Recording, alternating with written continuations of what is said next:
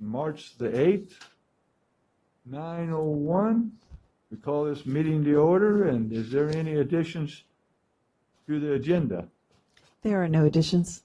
I'm going to make one announcement now, and I'll do it again at 10 o'clock. On the back of the last page of showing our next meetings, we have a special meeting that we called last week for tomorrow, 3/9/22, not 3/2/9/22. So it's tomorrow at 9 a.m., and that's a special meeting that we called last week. So it's all been recorded and done like we're supposed to do. So since there's no additions, would you, Madam Lawyer, read in our closed session item? Sure, Chairman and members of the board. There are 3 items for your closed session today. The first is under Government Code Section 54957.6, conference with your labor negotiators. Your agency designated representatives are Director Gomez and Ms. Carter. The employee organization is all units. There are 2 public employee performance evaluations under Government Code Section 54957. The title of those positions are Director of Social Services Department and your County Administrative Officer. Thank you. Any comments from the board? None? Any from the public? Being none, let's go to closed session.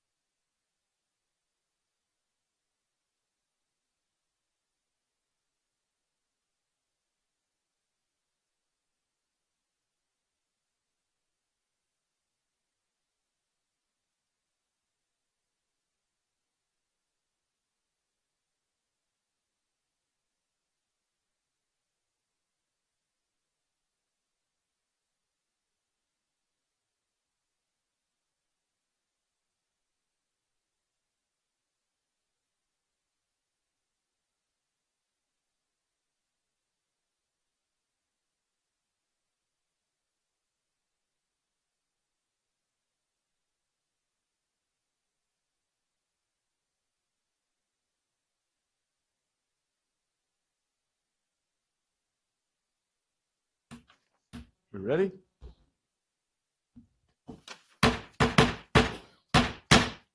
I just wanted to do that today, get it going. Welcome everybody to on March the 8th, our weekly board meeting. Thanks for everybody for coming. And is there any reportable action out of the closed session? Chairman, there are no reportable action from your closed session. However, there are additional items to discuss at your pleasure. In closed session. Right.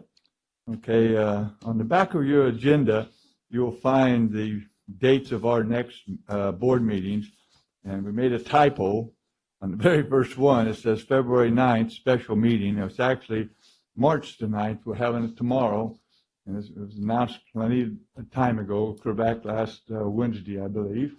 And so, so if you mark your, if you look on the back and see that, everything else has the correct date except on our. Oh, we got to put in the old one, Maduro 1, 2. What's that? You went there and then Oh, having trouble down here. Mr. Pro Tem? No, for Oh, the open, close, and Oh, I'm sorry, I took it off. You can put it back on. Okay, we're going to open and close in memory of our past friends and stuff. And Brett Frazier, Pro Tem, will start off. first, I'd like to open and close in memory of A.J. Basila. Just passed away this last Saturday. Great guy. Grew up here, went to San Joaquin Memorial, attended UNLV, and just leaves behind a 2-year-old daughter and his wife. And I just want to keep Kenny and Valida and his wife in our prayers. And last Friday, as I was getting up to go to the 99 Summit, came out and saw my dog, Jack, breathing very heavily. First day that he hadn't eaten out of our hands the night before. And but the kids were all able to get over and say their last goodbyes. There you are, Jack. He was my best friend, companion for 16 years. Got him at the pound because he had the same color hair as I did. And his full name was Jack and Water. That's what I drank at the time. But he was just an amazing friend and family member, and didn't want a lot, just gave everything, and went from being left at the pound and no one wanting him to 6 people crying over him as he took his last breath. And love you, Jack. Thank you, Brett. I'm going to start out with a very good friend of mine, Tom Wrights, who used to live at Bonadelli for years, and moved back to Fresno. He was born and raised there. His dad had a farm out on, I believe it was Kings Canyon, I believe it was. Anyway, he built racing engines and stuff, and he used to build my sprint car engines. And some friends of ours went over to see him one day, and he was at his desk, and he had just had a heart attack and died right there at his desk.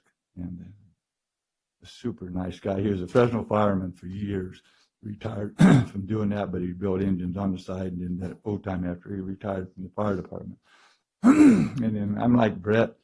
I lost one of my best friends, Sunday. He was an actor. He was my best friend. He was a singer. He was my companion.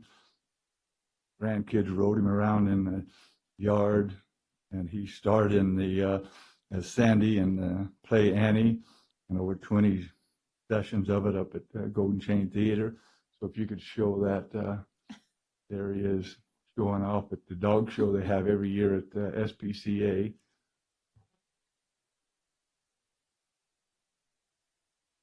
There he is. He wanted my attention, so he grabbed my pant leg and pulled me everywhere. He's singing there too, if you could hear him, but we couldn't get the sound to work. And he was in the snow, and there, if you could hear him, I asked him what he was doing out in the snow, and he just started kind of howling, You could see it on the snow on his feet too.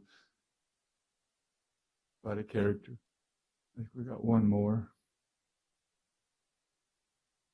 I had a physical therapy I had to do, and I had to do these like ee and different things in my sound for my throat. And I would do that, and he would sit there when I'd do it and start singing with me.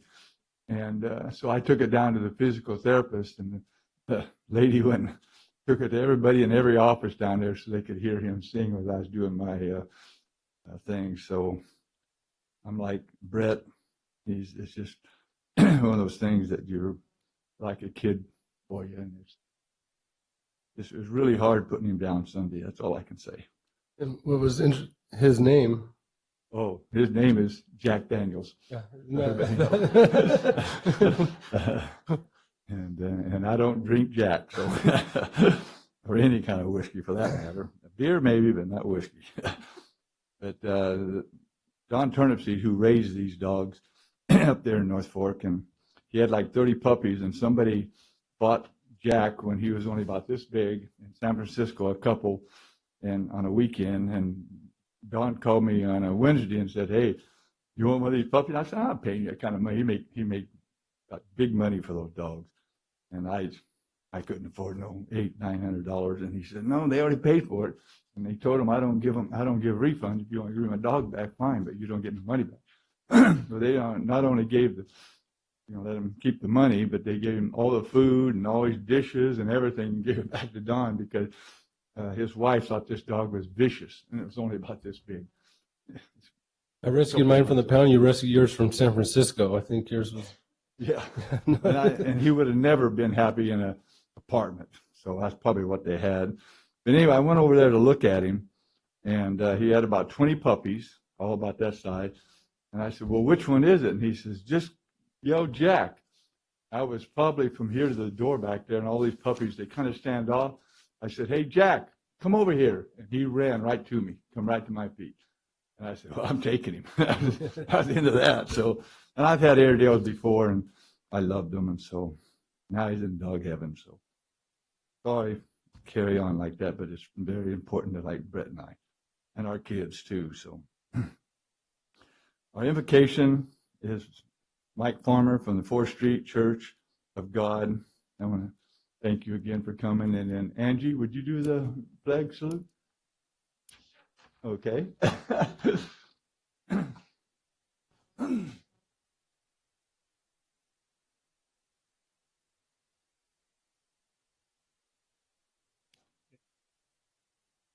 Please pray with me. Father, we're so grateful to be at this place once again. God, you've blessed us in so many ways, so many things that we take for granted. We thank you. Lord, today, we just look to you for guidance, for direction, for a sense of purpose, Lord, that we would be about your business. Father, I pray for this committee this morning. You would grant them the wisdom that they need, the guidance, the direction, the decisions that they need to make, the things that they're looking at. Lord, we pray for your will to be done here in Madera as it is in heaven. We thank you for being such a great God. Thank you for loving us so much. Thank you for being our Lord and Savior, Jesus. Amen.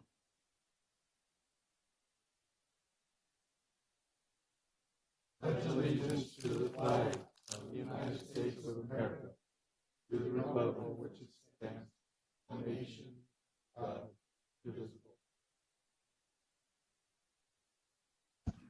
I wore my smile tie today so that you can see my smile. I've always got a smile, except I was a little sad for my dog today, but I do have a smile under here, but I got to wear my mask. That's all I'm going to say. So, thank you. Okay. Number 4. The first 15 minutes of each regular session are set aside for members of the public to address the board on any matter under the jurisdiction of the board but not appearing on the agenda. The board will not take any action on any items presented under public comment. Speakers are limited to 3 minutes. Anyone addressing the board is asked to print their name clearly on the speaker sheet at the podium and state their name and county of residence for the record. Anyone got any comments, public comment today that's not on the agenda?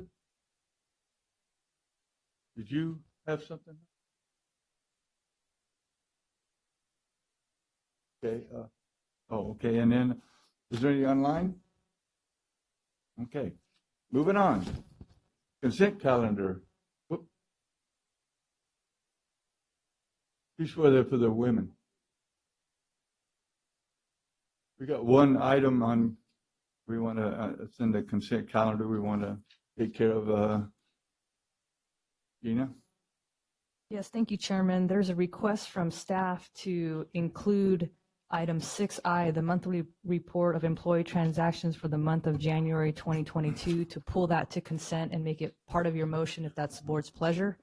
They are generally on the consent calendar, and that is a request. Thank That you. was 6. I as in, Okay, yes. Okay. So we got a motion to. Do we need to move to put that onto the? correct, as part of your motion if that's the pleasure. Okay, I move to approve the consent calendar, adding item 6I. I'll second. Any questions from the board members? Any question from the public? Roll call, please. Supervisor Frazier? Yes. Supervisor Poitras? Yes. Supervisor Rogers? Yes. Supervisor Gonzalez? Yes. Chairman Willer? Yes. Vote passes 5-0. Okay, we will go to 6 on discussion items. 6A. Proclamation recognizing the month of March as Women's History Month. I'll take that if no one Yep, else you would can like take to. it. I'd like to change it to women's herstory. I like that too. Thank you, Mr. Chairman, and I'd like to welcome our invited guests to the chambers this morning. We have some special guests from several groups here in the community. We have folks from people from Madera Coalition for Community Justice. We have a group from the Promotoras de Madera. And we also have, so I don't get this wrong, the American Association of University Women Madera chapter. So we have a proclamation this morning today happens to be, well, March is Women's History Month, but today is International Women's Day. So it's definitely a great day to celebrate, not just today, but every day. So I won't read the proclamation because we have invited guests who are going to do some presentations, and then when they're done, we can go down and present the proclamation. But I just want to thank the groups with the American Association of University Women. Their branch was incorporated March 10th, 1955. Their purpose is to empower and improve girls' and women's lives through education. They advance equity and women and girls through advocacy, education, philanthropy, and research. And they also provide scholarships and learning opportunities for girls and women throughout Madera. Some of the projects that they participate in are monthly meetings and socials, cultural programs. They assist with the Madera County Historical Courthouse holiday decorating. They also have a committee amongst themselves, which is the International Women's Day Committee, which is spearheaded by Delia Gregolski, who's here today. And of course, several fundraising activities which allow them to function. Regarding the Promotoras de Madera, their mission is to the community's well-being. They help and support community members to live healthy and dignified lives. And lots of activities. I've had an opportunity. Actually, we have a Zoom meeting coming up, but I participated with them 2020, right before the pandemic hit, with the International Women's Day celebration. And they have Zumba classes and walking groups and just a lot of different activities that they spearhead regarding women's issues. So without further ado, I just want to say a few things in Spanish for those who are in the audience who don't speak English. So, bienvenidas y mucho gusto de tenerlas hoy en este día celebrando el Día de la Mujer. Vamos a invitar a Adela Corona y luego ella puede decirnos lo que usted quiera. And then we'll have Delia Gregolski, who's going to read a poem for us, and then again we can do the presentation. You want her to speak first? Yeah. Okay. Adela? Yes, want to come up?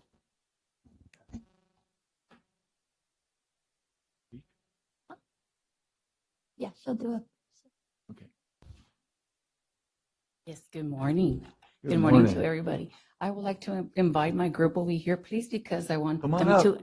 to introduce their groups, since we have several of them. Thank you very much, Letty, for taking your time and inviting us to come right here. As you can see, we are the promotoras from Calviva Health. And like Letty said, we provide a lot of activities for the community, and everything's for free. Well, I would like my promotoras to introduce the groups that we have right here in the community, okay? Thank you.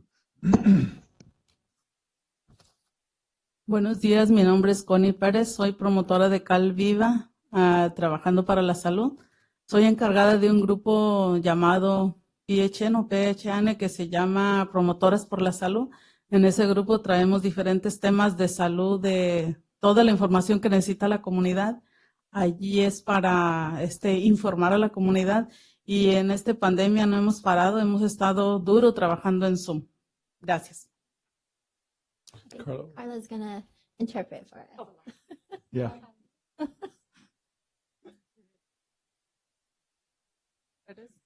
Soy promotora de Calviva, So my name is Connie Paris, and I'm a promoter for Calviva Health. encargada de PHN. And she is in charge of a group called PHN. En ese grupo traemos diferentes temas de salud, And so that group brings different types of topics de información de diferentes temas de salud. different topics of health. Hemos trabajado duramente, no importa con el pandemia, hemos estado activas en Zoom. Throughout the pandemic, they haven't stopped working. They've been doing all these health topics through Zoom. Nuestra audiencia siempre es como más de 20 personas que se conectan. And our audience is over 20 people who connect. Thank you. You can come up here and Buenos take a días. picture. Mi nombre es Florida Aguilar, soy promotora de Calviva Health y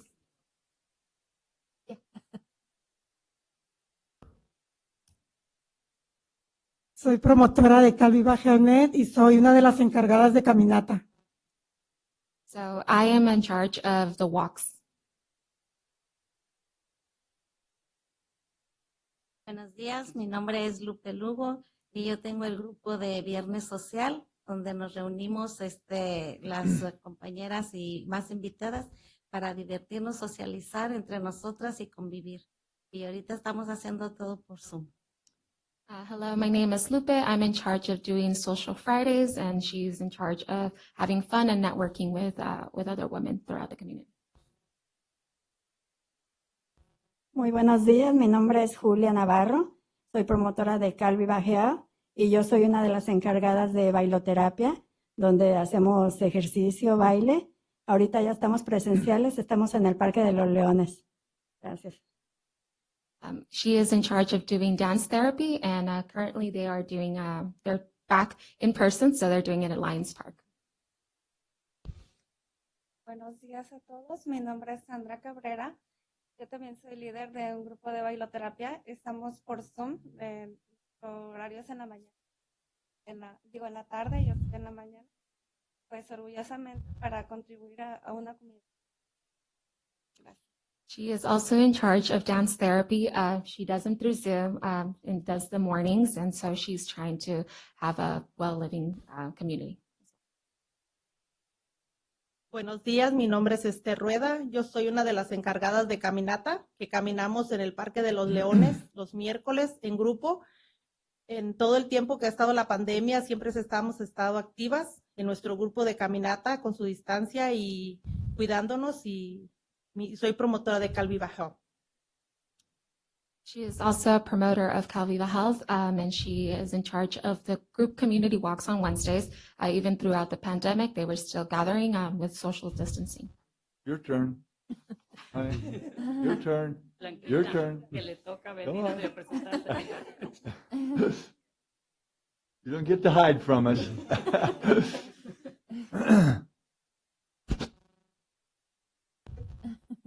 Hola, buenos días. Mi nombre es Blanca Estela Villalpando. Soy promotora de Calvi Bajea. Soy una de las encargadas de bailoterapia. Ahorita ya estamos presenciales lunes, martes y viernes a las 8:30 y todo el tiempo de la pandemia hemos estado activas por el Zoom. Gracias. Thank you. She is also in charge of dance therapy Monday, Tuesday, viernes, Fridays at 8:30, and no, por Zoom. You've been active on Zoom. Yeah, they connect through Zoom. Thank you. I'm very happy for all my promotoras to introduce themselves and also all of our activities that we have. We still have some other more activities. We have 17 groups that are going on right now. During the pandemic, we thought about Zoom and we hit it right there. What is our accomplish is to serve the community with a lot of free things that we have for them. During the pandemic, there was a lot of people in depression, so that helped them a lot.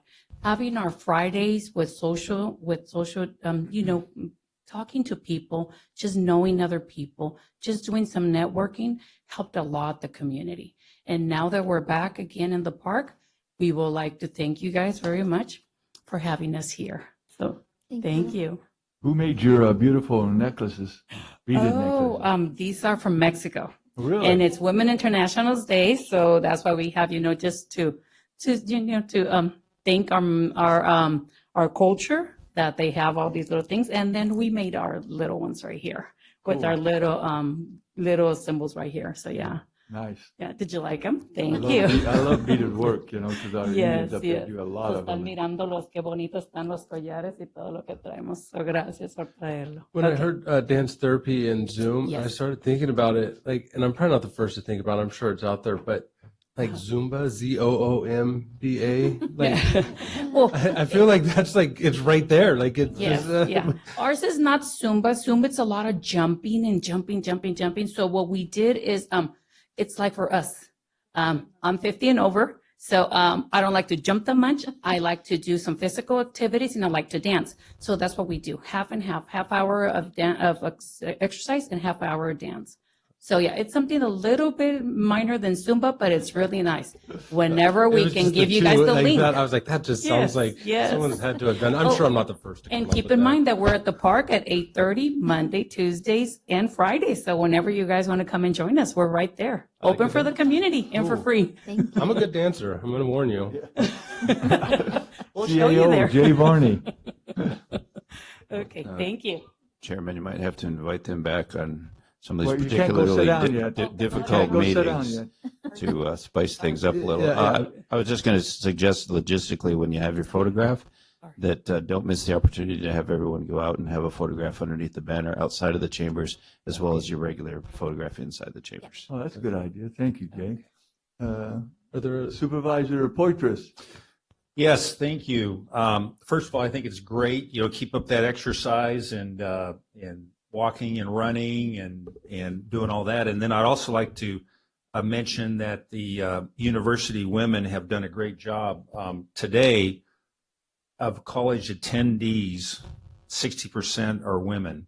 So it didn't used to be that way. It used to be flipped, but and things continue the way it is. Women are going to be outnumbering men 2-to-1 on college campuses. So anyway, you're being very successful. Yeah. Supervisor Rogers. Yes, I sit on the Calviva board. I'm a representative from Madera County, so for the last 12 years.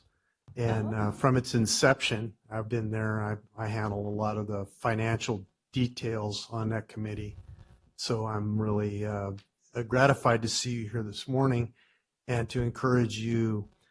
There's an old adage, and I think it fits here: an ounce of prevention worth a pound of cure. So it's an important thing to head off disease and unhealthy living by being healthy, living healthy, acting healthy. And I think it's great. Thank you. Thank you. Go Tim Are Frazier. there more presentations? There's one more presentation I'll go from after, Delia, who will be reciting a poem. So if you want to just sit in the front, Adela, Okay. and then we'll head outside for the Right. presentation. Great idea. Yeah, and I'll just say something after the poem. She's done? Yeah. Okay. Good morning. Good morning to everyone. Thank you for inviting us to be here. I live in Madera for like 37 years. I am Maderan. Okay. First, I would like to tell the family of Anthony Joseph my condolences, because my son, Charles Gregorsky, was in St. Joachim's, as a student, and they were her friends. We were very sad.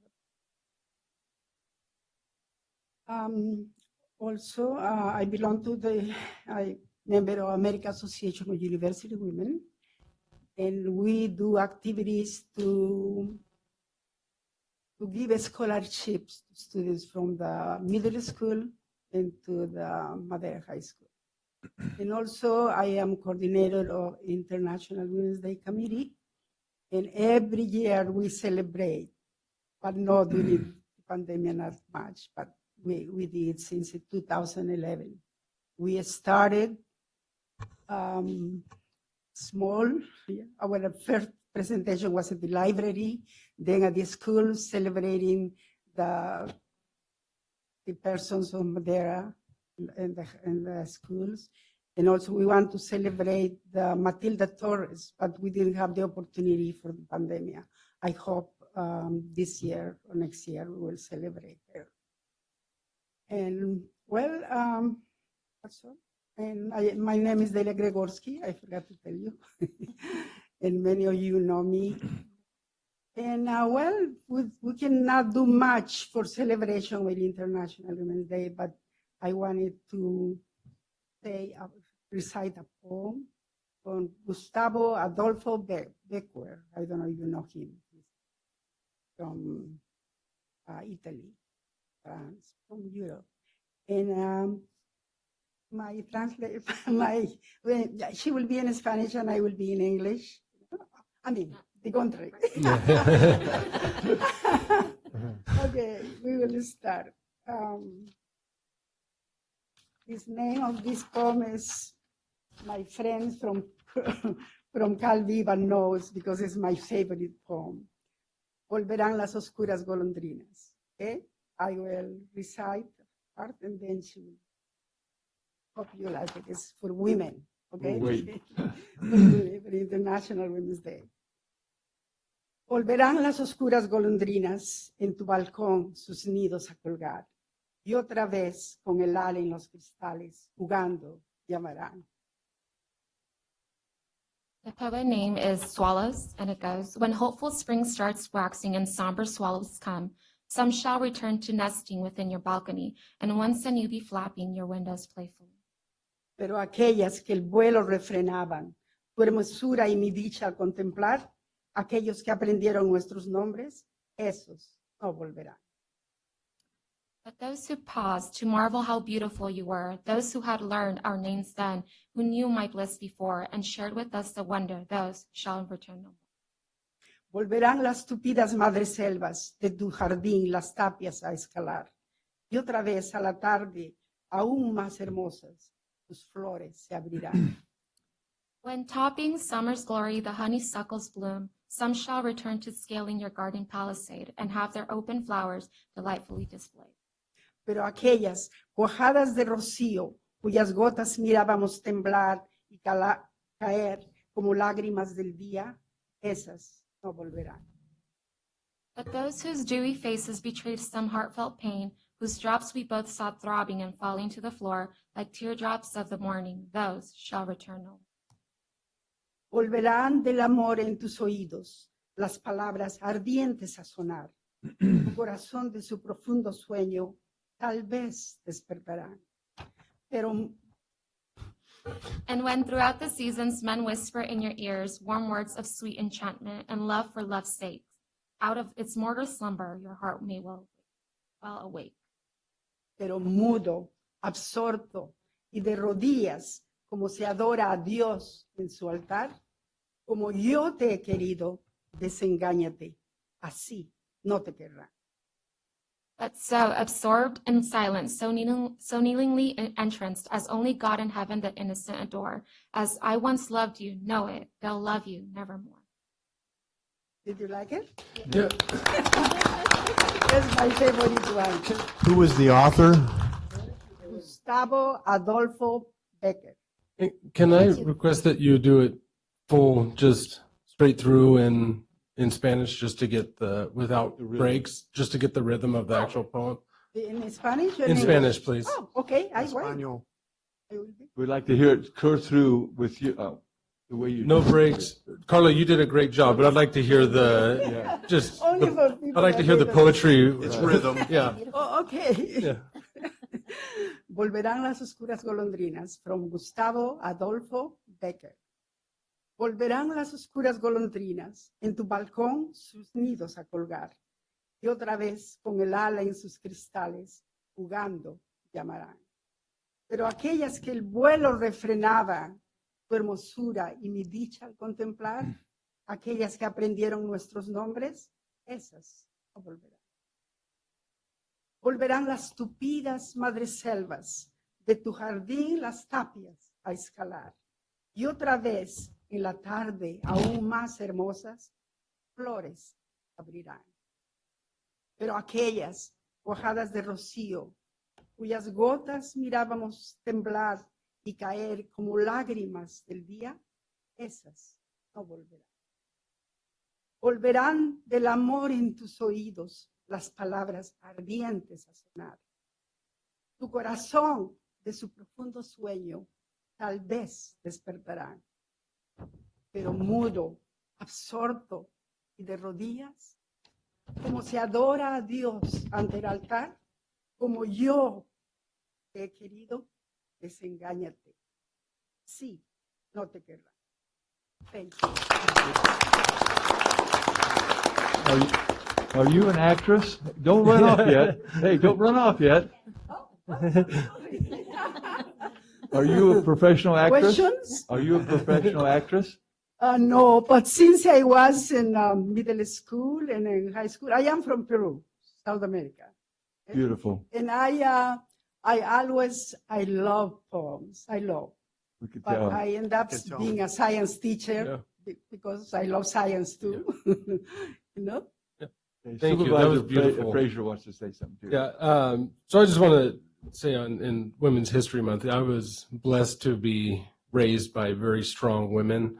Everyone knows my mom, knows that she's, classy, but she can be, she knows, she's just amazing. I've learned and continue to learn so much from her every day. But also my grandmother was a riveter, as you see Rosie the Riveter out there, actually. And this country would not be what it is without the women, and that's why we celebrate women's history. To the university, I remember my mom telling me as I was growing up, I figured she could do anything she wanted, but at that time, she got to choose. You're either a teacher or you're a nurse. Those were the only two options. And she hated the sight of blood, so she became a teacher, and then she became the boss of all teachers, right? The head boss. She was the final boss of the. But we celebrate women's history to see why we've gotten here and the importance of women. And you think why is it only 1 month out of the year? But I'll challenge you. I'll say this, that because the other 11 months are women's present and future months. So it's what you're doing now and in the future. So appreciate all of you coming in and everything that women have done for me personally in my development and who I am as a person. And as a man, I say now I have to pass it down to my next generation, my 2 daughters, and let them know how they're to be treated and what they can do. So appreciate everything that you're doing for the community now and that what you've done in the past. So thank you. Yeah, just to add on to that, we try to celebrate this every year, but Supervisor Gonzalez has really made it special this year. And her chief of staff, there she hid over there, and they make a heck of a team.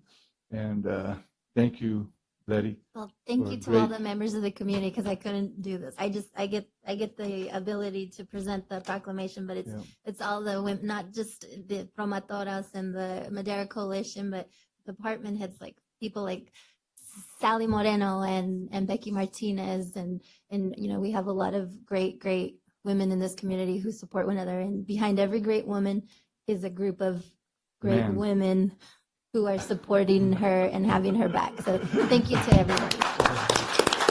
I want to comment about that, saying about your mother and about people in the community. Women, we are strong. Sometimes men think that we are weak, that we cannot do it by ourselves.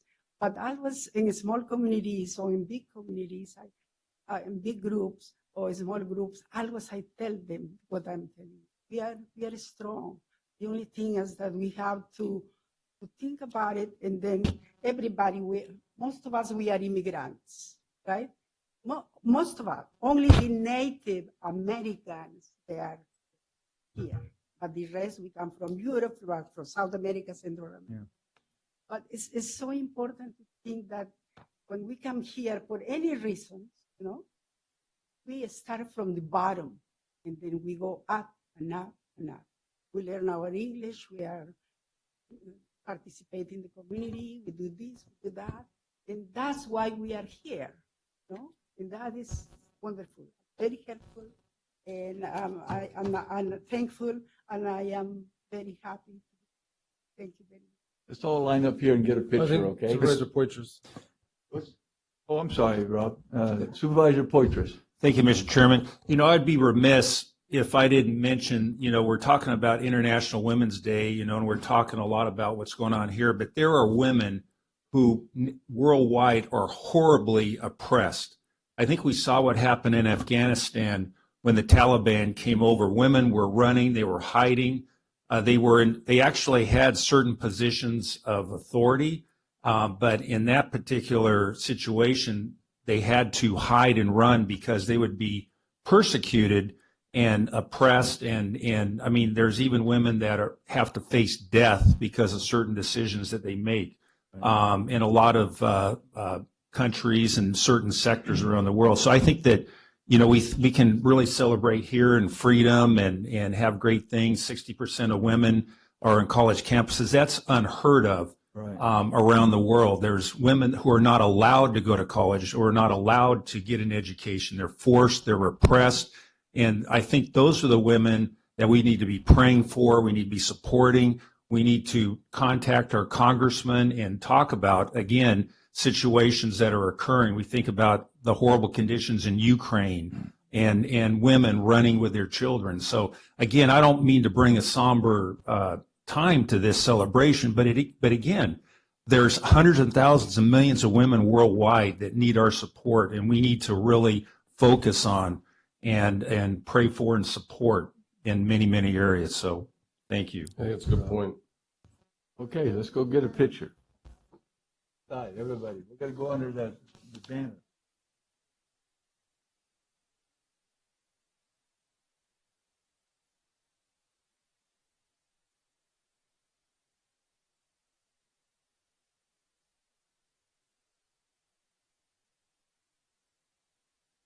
I'm gonna go outside.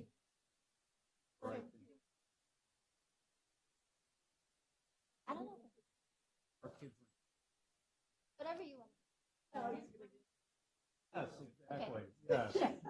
Back in the night. Remember the pine? Yeah.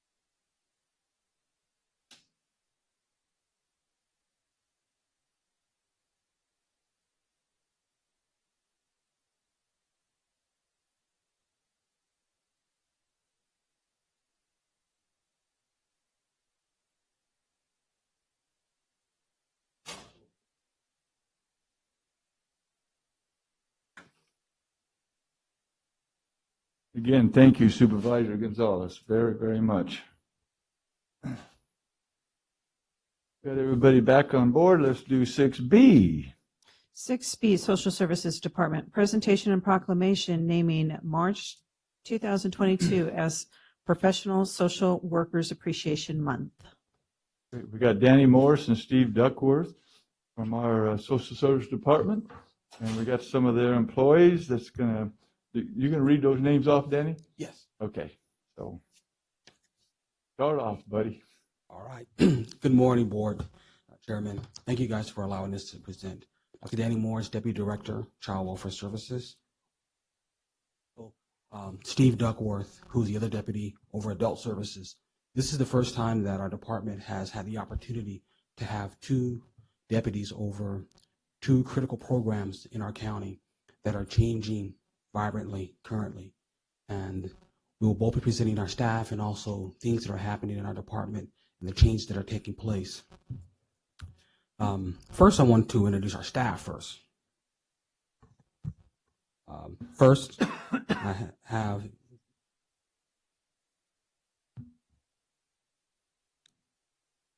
Anicia Rodriguez.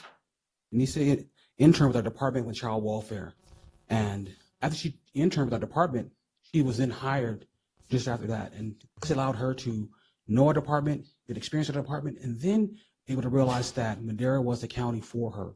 And we tried to make sure that we bring on interns from Fresno State and other universities throughout the valleys to ensure that we have staff that know our community, that can serve our community.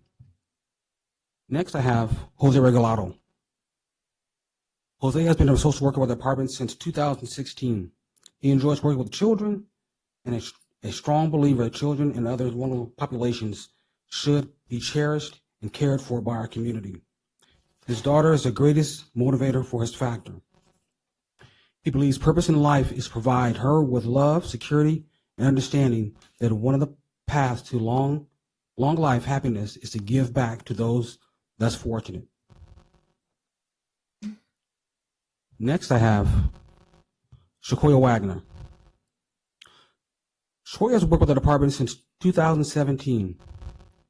This was not her original career path, but has found joy and enjoys interacting with children and those less fortunate. She wants children to feel comfortable when working with her, ensuring that they can share their concerns and feelings with her.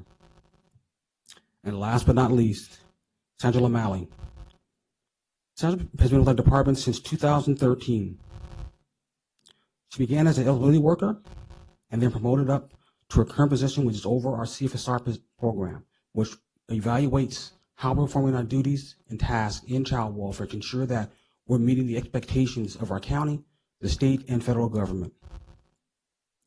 Sandra enjoys walking, biking, traveling, and listening to music. Sandra is inspired daily by her mother, husband, and children.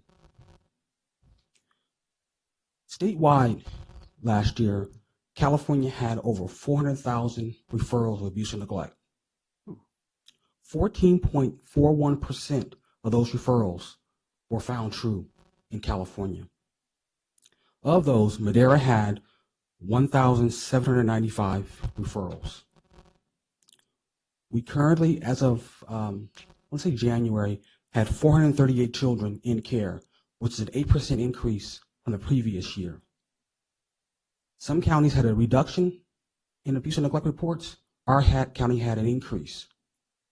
Of those statewide referrals, about 100,000, a little 100,000 of them were for physical or sexual abuse. We know that it's critical that as a community that we serve, but the staff that go out every single day and meet the needs of our families and assess the safety and well-being of children in our community are critical. COVID did not stop them. Regardless of what's happening, they were going out in homes, schools, wherever the child was at, they were going out to assess the safety of those children and making sure they were taken care of. And I want to thank each and every one of them for doing that. Last, Supervisor Porteous, you brought a key point up, that we need to make sure that we're looking at the community and looking at those who are less fortunate. And social work is the path that can do that. And our department is continuously hiring and looking for devoted, caring people that want to make a difference in our community. So if you know someone, or if you're listening listening to this board meeting, please, I implore you to apply to become a social worker to serve Madera County, but also the children of California. Steve? Good morning, Board. Steve Duckworth, Deputy Director, Adult Services Division. I'm glad to be here today to stand with the department's 84 social workers and support my colleagues who here representing those 84 social workers. These staff strive to make Madera County a better place to live and to work. That's ultimately what they're doing. They're helping families change their trajectories of lives. They're helping elderly people stay safely in their homes so they're not institutionalized. They're ensuring the well-being of adults and disabled people, age-blind disabled people. So the work that they do is not easy. It's difficult. And one of Danny's plea for staff, it's hard sometimes to recruit. So I'm glad that he gave that pitch because we're always constantly in need. But these are dedicated individuals that work every day to make our county better. So I'm happy to be here to stand with you and to support them and basically to celebrate them and their work. Their profession is noble, it's honorable, but it's not easy. Social Worker Month was officially declared in 1984 by then President Reagan, and it's been held every month since. As Danny said, the need is great in our community. The number of social workers continues to grow nationwide and in our county. As our population grows, our population ages, we have a greater need for social workers help. So without further ado, I'm going to introduce three of the staff from the Adult Services Division. The first one start with is Stephanie Workman. She's the newest. She joined our team last summer. She came out of eligibility. She's with the department for 5 years, but she joined the Adult Services team last summer as an APS social worker. And I had the pleasure of driving over here with her this morning. She was telling me how different it is from her previous jobs with Department of Social Services, and it's a nonstop job. She, a lot of times these social workers, they carry the burdens. They carry the burdens home with their, and it's hard to forget things and compartmentalize their lives and the trauma that they see. And so but in particular, she's been with us for 1 year and she jumped in with both feet. We, at that time, only had 4 social workers in our Adult Services Division. Now we have 6, right? Or 7. I better check with her. Gotta have your backup, buddy. Yeah, we need all of the help we can get, and so she's been a big help for our Adult Services Division. Her job is to go out and investigate the referrals that come in for adult abuse of elderly or dependent adults. Next, we have IHSS social workers. We'll start with Melissa Garcia. She's a social worker, has been with the department since 2000, so 22 years. And she started in the Employment Services Division. She transferred and became a child welfare social worker and later an IHSS social worker. She's been in an IHSS role since 2016. So her role is QA, quality assurance. It's a critical piece for social work. What she does is ensure that our department meets our state mandates. Every year, usually in January or February, the state of California sends their audit team either to our department in person or remotely the last couple of years, and they audit our program. They make sure that our program's in alignment with the state. And her job is to audit cases and review cases for us and then help our team stay on track and meet the thresholds of the state. And she's been personally recognized by the state auditors when they come for her level of service, because she takes them out in the field. When they come to Madera, California, she takes them in the field and they accompany her while she does go into the homes of the individuals. They watch what she does and they report back on what she does. And she's always been praised for her work in the community, both the way that her mannerisms and the way that she treats the individuals with such respect, but her level of knowledge and understanding and her application of the regulations. She's also my cousin. Oh, she is? Tell me that. Okay.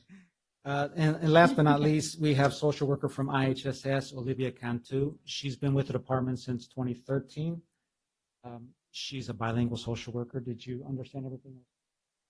Yes. She's well respected by her peers. She's what I call a policy maven. She gets the rules and regulations and she thoroughly researches them, making sure that we're on track and that the messaging on the line from the management to the line staff is correct. And she gives feedback to her supervisors often as when we need improvement, things that need to be changed. But she's a tremendous asset to have for the county and for the program in particular. So, Danny.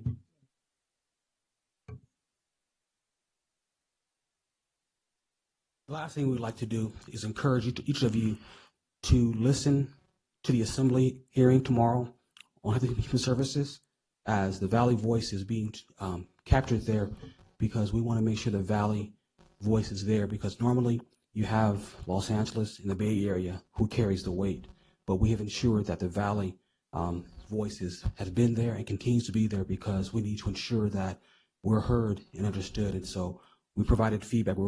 Our county was one of the counties provided strong feedback to the assembly on what's happening. Great. So I appreciate if you guys can watch and listen. Yeah. Steve and Danny, would you introduce the other ones and how long they've been on here since we got them up here, please? That's it. That's all. That was all of them. I think we covered them all, Supervisor. Okay. I didn't hear how many long they were here. Maybe I just missed that. So it looks like Anicia just started. She's brand new after interning with us. Correct me if I'm wrong. November 1st. Okay.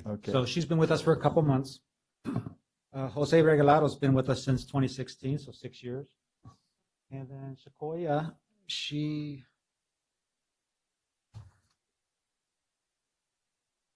it says 2017 on my sheet here. Is that correct? 2017. Thank you. And who else are we missing? Sandra Lamelli, she's been with us since 2013. She started as an eligibility worker and she promoted up the ranks. She's currently working in the quality assurance unit for child welfare services. Oh. She basically does the same thing that Melissa does, except she does it for Danny's team in child welfare. Perfect. I like it to be broken down into hours. A lot of hours. Eat about the hours. Yeah. Okay, Supervisor Poitras. All right, thank you, Mr. Chairman. First of all, thank everybody. Thank you for your great efforts, and you are dealing with families and the elderly and the children in a side of life that most Americans want to ignore. You're dealing with the ugly side of life, and most people in our Western society want to go and do their work, go home, watch the tube, not have to deal with these sorts of things. And yet it's happening, and I salute you again for all your efforts and working, with not just, the disadvantaged and underserved, but the oppressed, the repressed, and those that are just getting the snot knocked out of them. So thanks so much. So question, Danny, you brought this up about we've got some increases in terms of abuse and neglect in the cases here in Madera County and other places. And so that's my first question is why is that occurring, do you think? And then second of all, my second question is how can the board help you and everybody go out and find families that are willing to support and take in kids or whatever the case might be. And then the third bit of information, you mentioned something occurring tomorrow with the assembly, I believe. And so if you could get that information to us in regards maybe a email or something that shows, how we can participate. I know we have a special meeting tomorrow. We have closed session at 9. We have a regular session at 10. So I'm not sure what time the hearing is, but if we could, I'm sure that many of us would like to participate. So anyway, 3 questions, easy. The increase in Madera has been about 8% overall. And we believe COVID was a huge impact on that. We had a lot of families that experienced hardships when that they've lost jobs, they had reduction in their income. A lot of men and women just were at a loss at what to do. And you have children at home, and I believe last year Brett shared the experience that he had being home with his children and being home consistently with kids and not being able to function and get things done. And sometimes parents need a break. Kids go to school, take care of things. You take care of things at home, take care of things in the office, but you didn't have that break anymore. So had families just continuously being pressed down, and all the other things that went along with that. Just some families just could not help it, and then the drug use in the valley is just so prevalent, and our staff will tell you it's not letting up. And the data shows that of the 14.41% that were found true, 16% of that were for children 0 to 1. And so the other was for kids 11 to 16. So the younger ones, and then the middle ones, where you're transitioning from young ages up to your teens, there's a lot of pressure.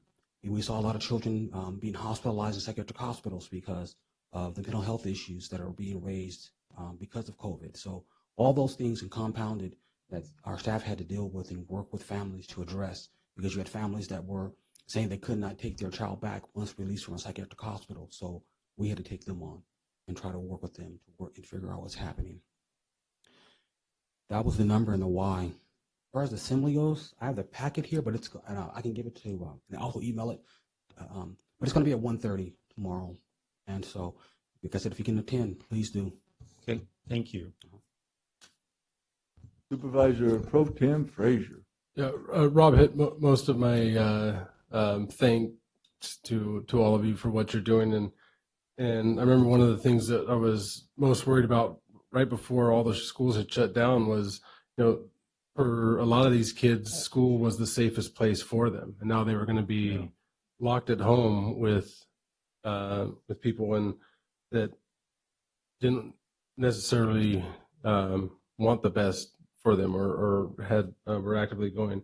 I think it's a testament, honestly, that the cases are going up. Obviously, there was everything that you said, I think, is spot on in terms of what led to that.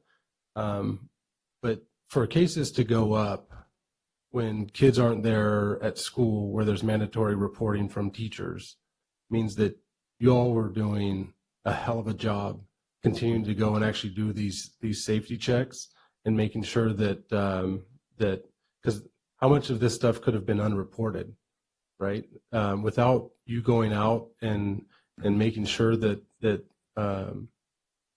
these kids and these adults that were being abused was still getting reported without that constant daily contact of mandatory reporting at school means that you all were doing just one hell of a job for our community. And we can't thank you enough for what you do on a regular basis, but during these last few years, when it's probably been harder than ever before, you all have really stepped up and have taken this so seriously, and seeing this increase means that you're out actively engaged with these families and making sure that those that are being abused are safe. So thank you so much from the bottom of my heart.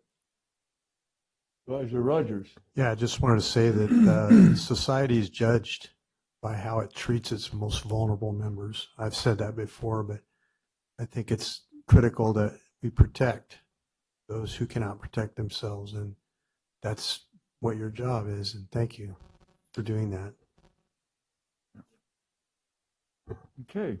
I'll echo all the sentiments. Thank you so much for all that you do. Yeah, thank you. And we got a public comment online. John Peril.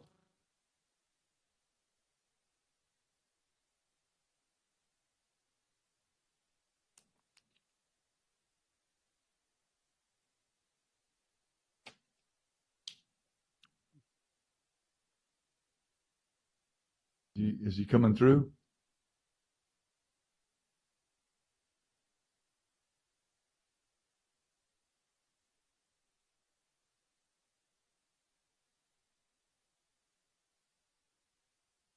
Working or not?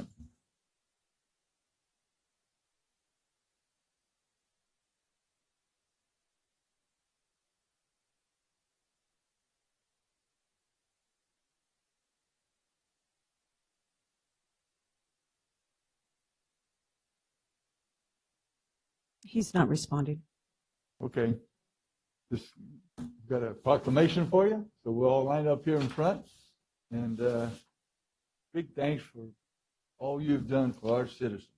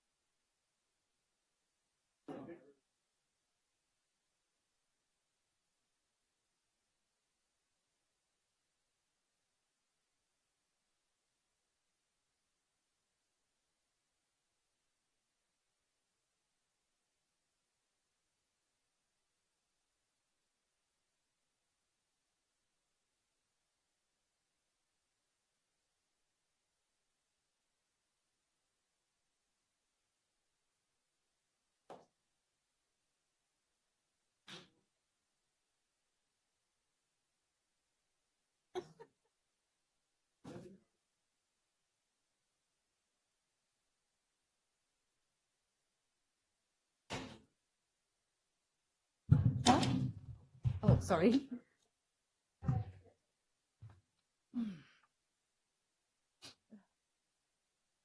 Real quick, I'm going to move 6H up so Becky can get back to work, getting all of our elections ready for this next election. So how about if you just hold off for a second? We'll do 6H real quick.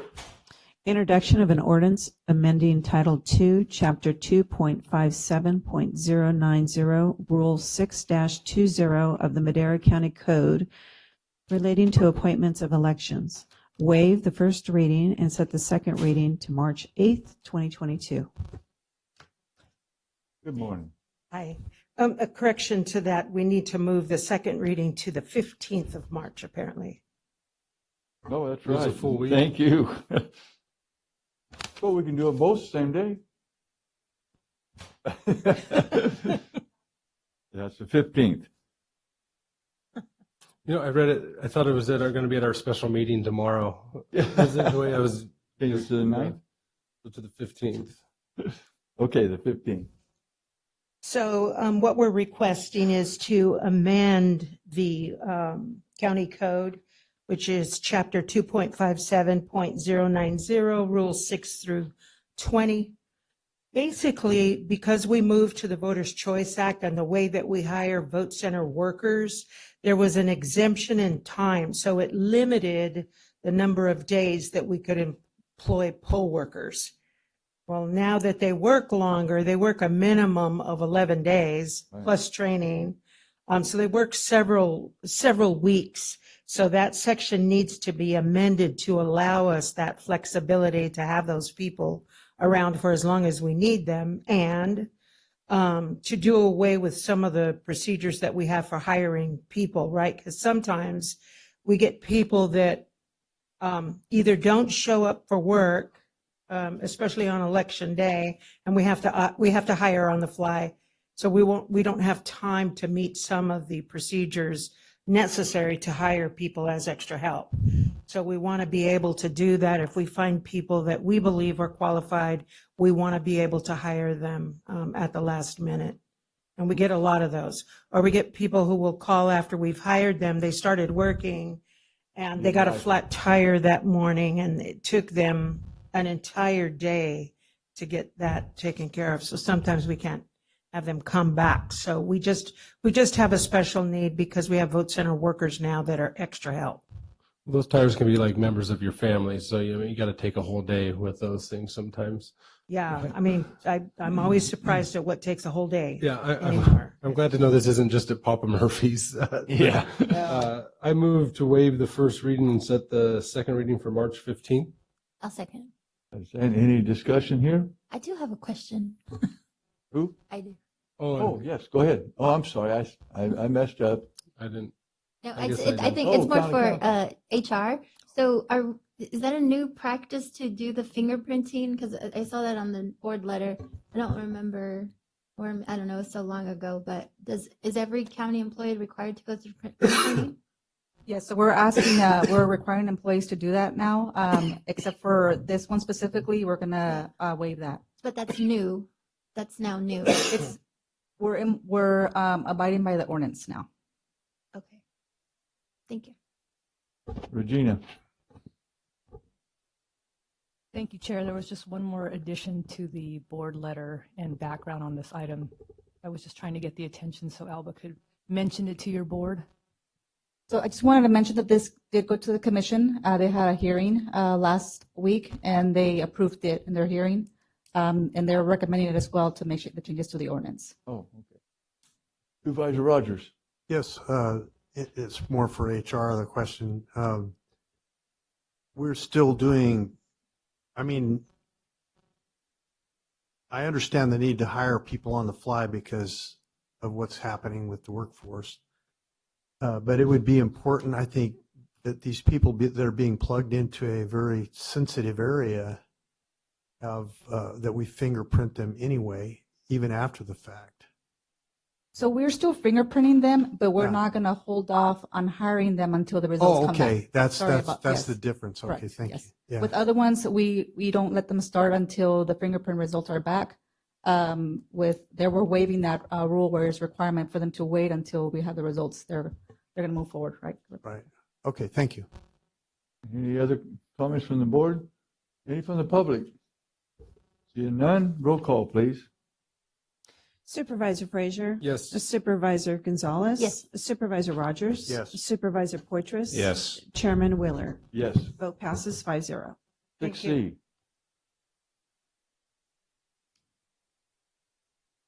C. 6C, discussion and direction related to the classification and compensation study options with Koff and Associates for proposal number 2022-31959. Thank you, Karen. Good morning, members of the board. Elba Gomez with Human Resources. So this item is being brought to you for discussion and direction regarding conducting a full classification and compensation for study for the county. On January 7th, we put out a RFP request for agencies to submit proposals, and we received one from Koff. The specific requests were that they provide information regarding 6 elements that was required as part of the classification study. Element 1 had to do with a communication plan, which would to provide a comprehensive program to keep all of the stakeholders informed about the progress of the classification study. This would be done on a monthly basis. Element 2 would require a review of current job descriptions, which would mean that they would analyze, update, and revise current classifications and take into consideration any federal and state laws, HR practices. They would also recommend any abolishment of outdated classifications and review to make recommendations for reclassification of positions. Element 3 will require a compensation survey. They would conduct a compensation study using previously agreed agencies that the board would approve and identify benchmark positions with the agencies for the compensation. The fourth element would include a implementation, and this would work with the Board of Supervisors to figure out how we implement that after we had negotiations done.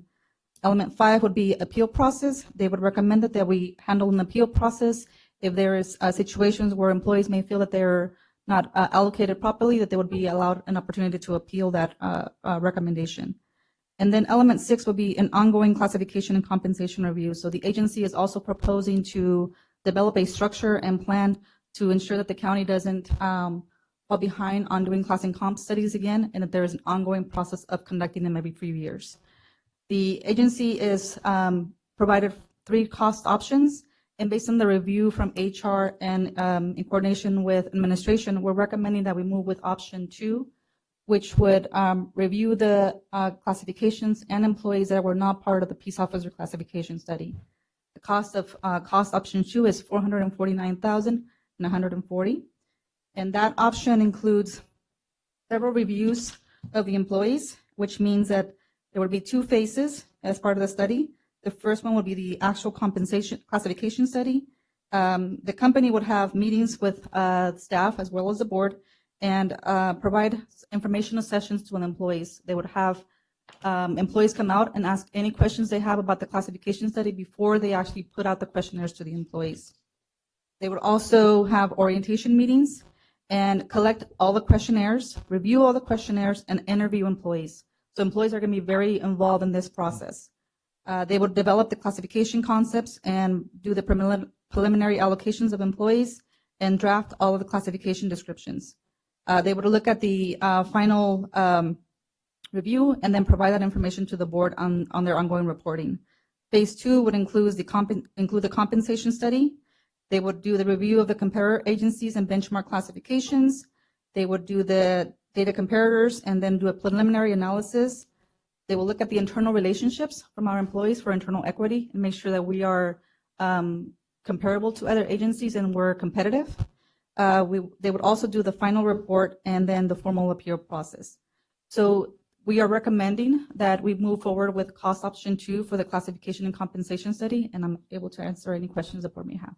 Will that cover doing the reclassification and redoing job descriptions? Yes.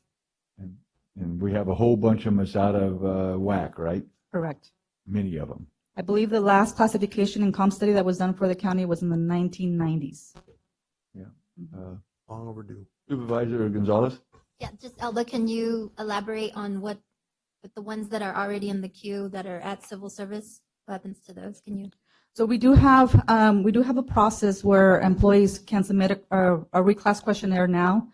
It can either be submitted by the department head or the individual employee can submit a request for working on a class or a reclassification. That goes through our office, we review it, and once there is a change, we notify the union and the employee, and that's taken to the Civil Service Commission.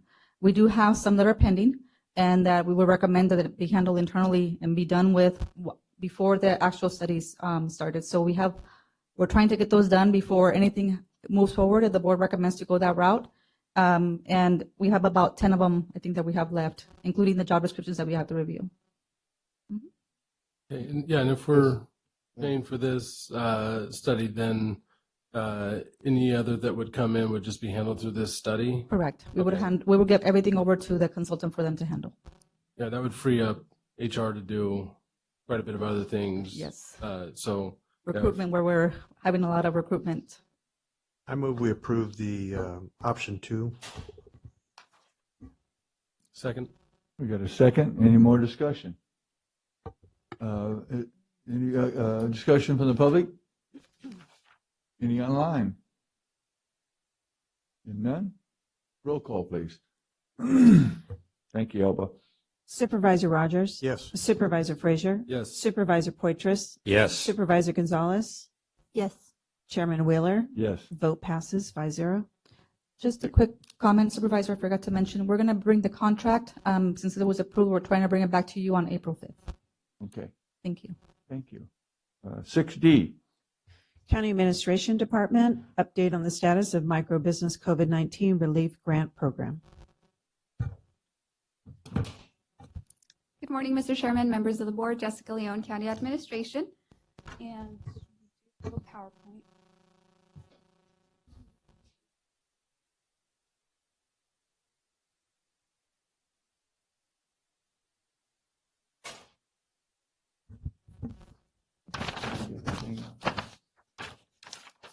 Okay, so the item before you is an update regarding our microbusiness COVID-19 relief grant program. We are excited to announce the progress that we've made on it. And why it's looking blurry. That's weird. So the county was awarded just under $200,000 from the state for this program, and the intention of this program is specifically to reach those those very small businesses that have in the past had difficulties accessing capital. As part of the program, the county did a contract with EDC to administer the program. And in addition to that, the county did partner with 4 community-based organizations.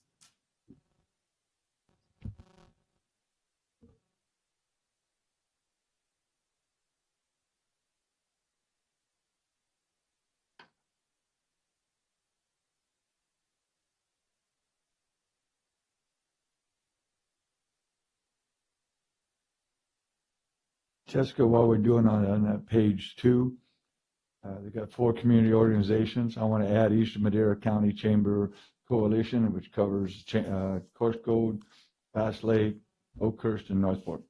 Yes, we can definitely set up MOUs. There is no limit on the number of MOUs that we can establish with community-based organizations. So we can definitely begin working on that and then bring it back to your for approval. I want to do that because it's important that we're included up there with our business. Yes, so we can begin partnering with those, and those 4 community organizations are there to assist us with reaching those businesses in the different areas of the county. We do have flyers that have already been prepared that we will be releasing out and delivering to these community organizations. And in addition to that, there are some guidelines that we wanted to go over just to give the board and the public just a quick overview of what the state's guidelines are. And of course, the business must be physically established here in the county, operating prior to December 31st, 2019. And those businesses can be in the cities of Chowchilla or City of Madera, so there is no limit. It's the entire county. Grant funds will be $2,500, and it's a limit of 1 grant per entity. They must be able to demonstrate an economic hardship. So there should be at least a 10% decrease in revenue from 2019 to 2020.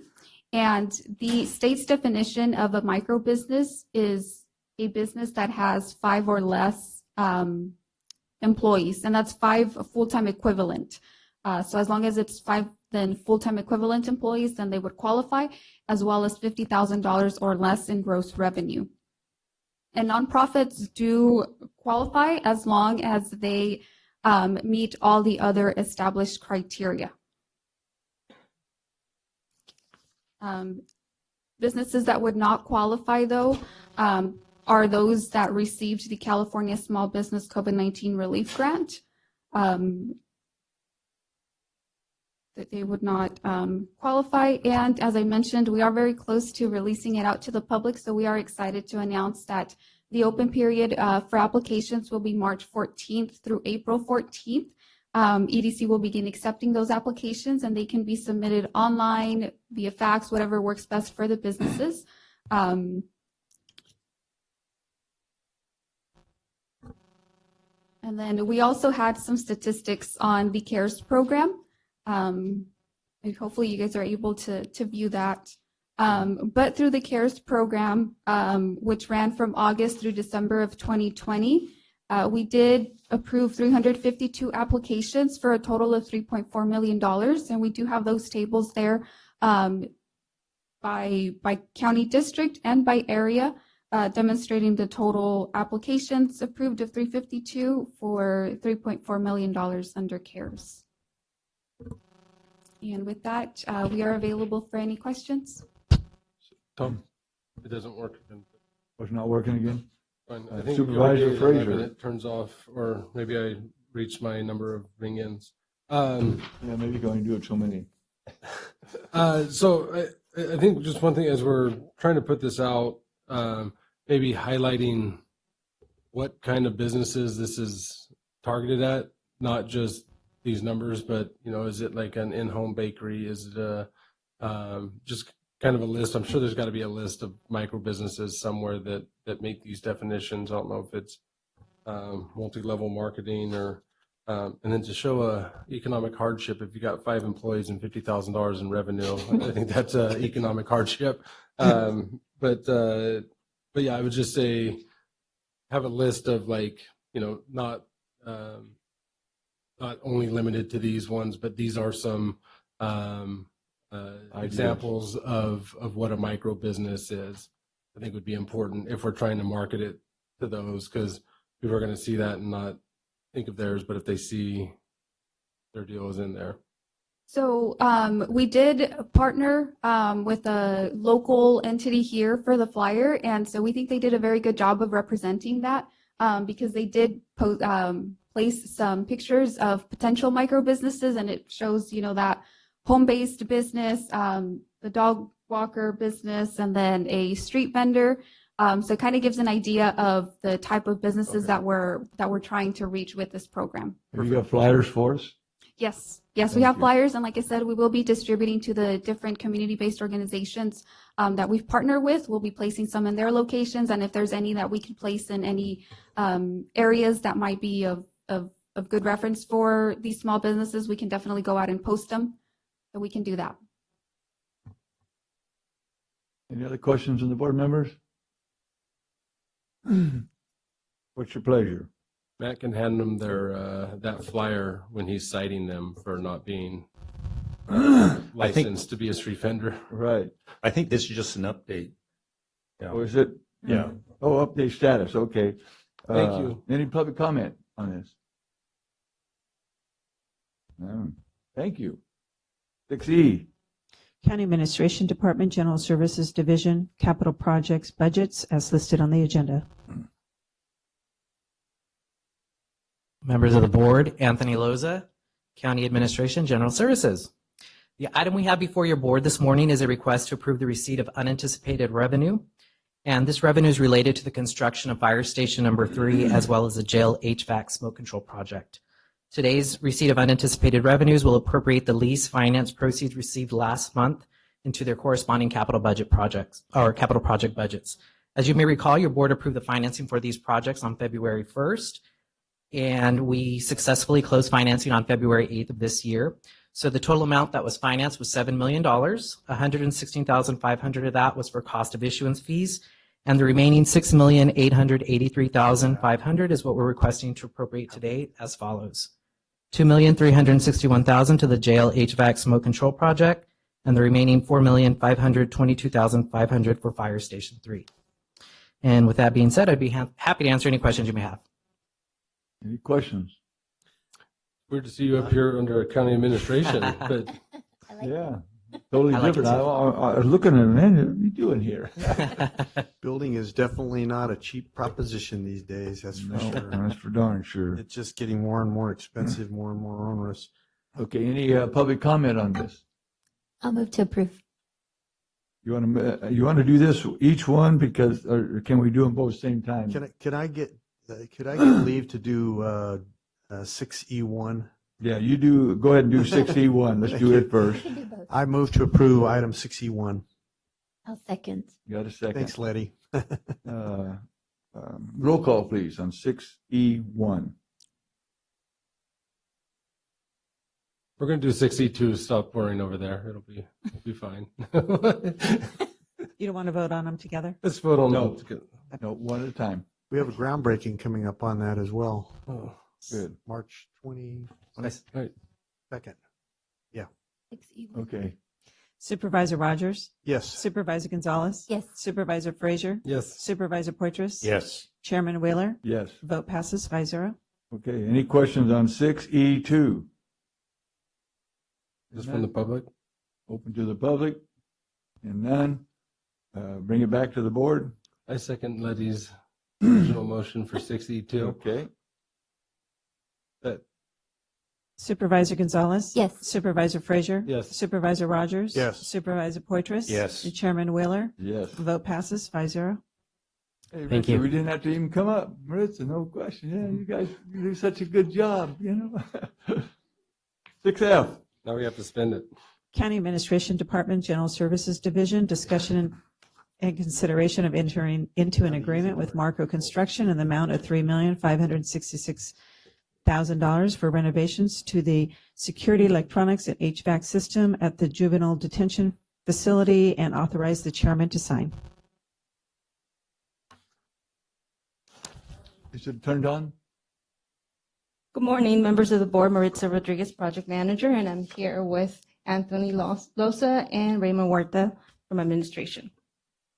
Just a little bit of a background for this project. On July 9, 2020, an RFP was issued for a facility condition needs assessment and a design engineering services for the juvenile hall security system and HVAC improvements. On September 15, 2020, your board approved an agreement with Dewberry Architects to perform the needs assessment. And then on March 2nd, 2021, your board approved an amendment to that contract to include architectural and engineering services. Raymond and his team have done a tremendous job maintaining the existing systems for the last 20 years. The building was built in 2000, and since then, the existing equipment has been maintained.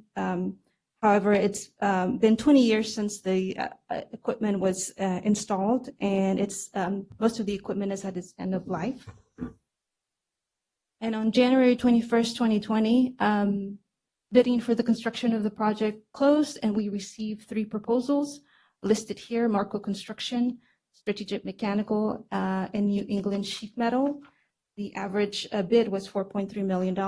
Marco Construction was the lowest responsible bidder, with the price of $3,566,000.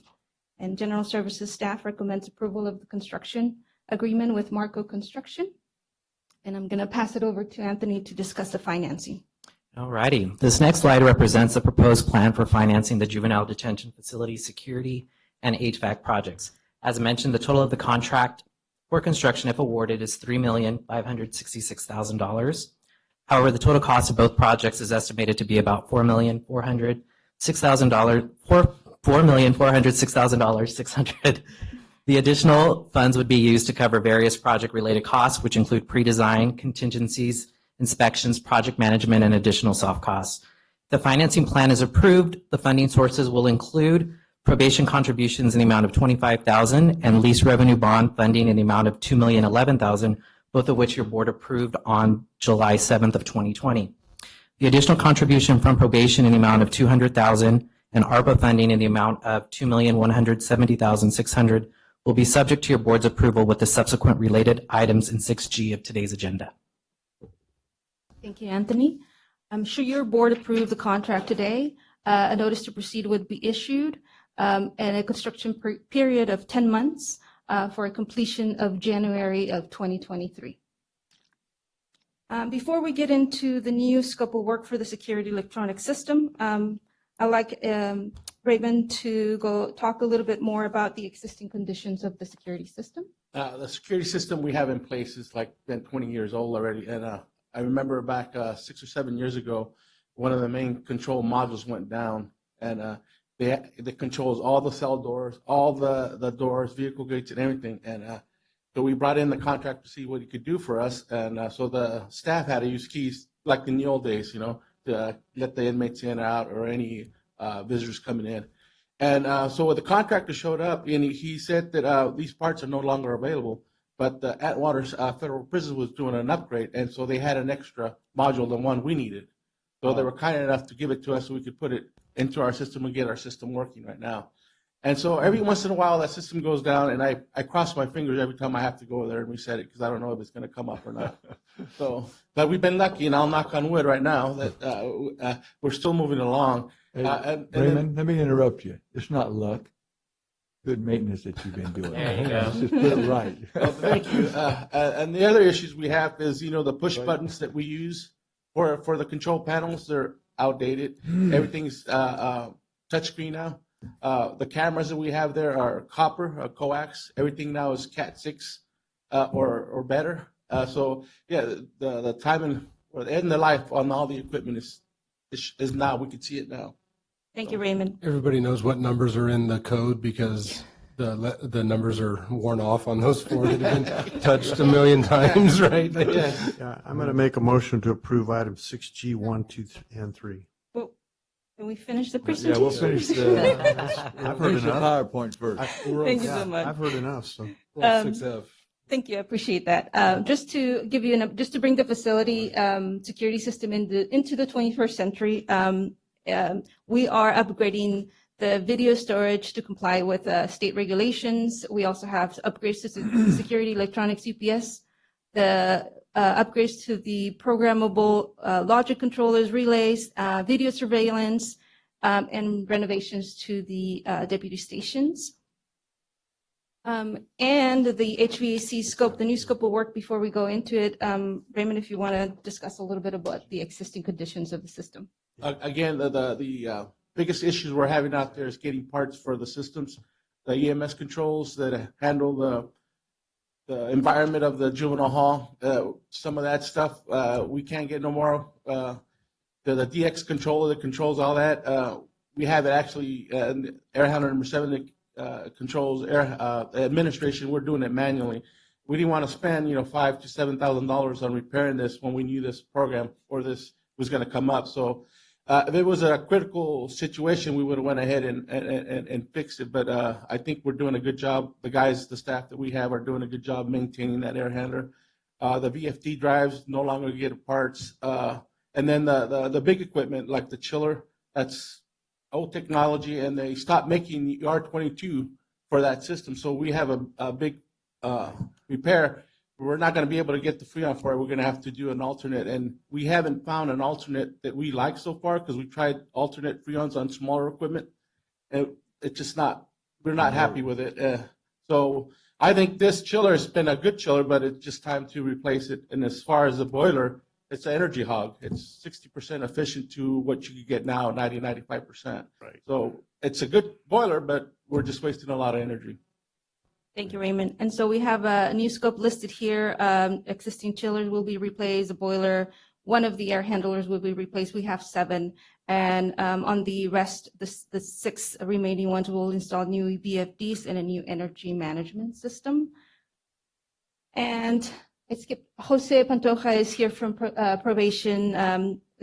He's the Deputy Chief Probation Officer, and he's going to talk about the existing cameras and their operations and how the systems affect their operations. Good morning, everyone. Jose Pantoja, Deputy Chief of the Juvenile Detention Facility. And as I was kind of hearing these stories and living this day to day here at the facility, it brings me back to some childhood memories of when my dad used to take me to pick apart or pick a pool to find a car part. And if you've never been there, you're pretty fortunate. But having to go find a specific part for something that's no longer available, it's kind of what the operations are at the facility. And like what you guys have said, thank gosh to maintenance and their crew to kind of just put Band-Aids on certain things. But our main concern for our electronic system that we highly depend on is our video equipment, recording equipment, and camera, which are really safety measures for not only for our staff and for our youth.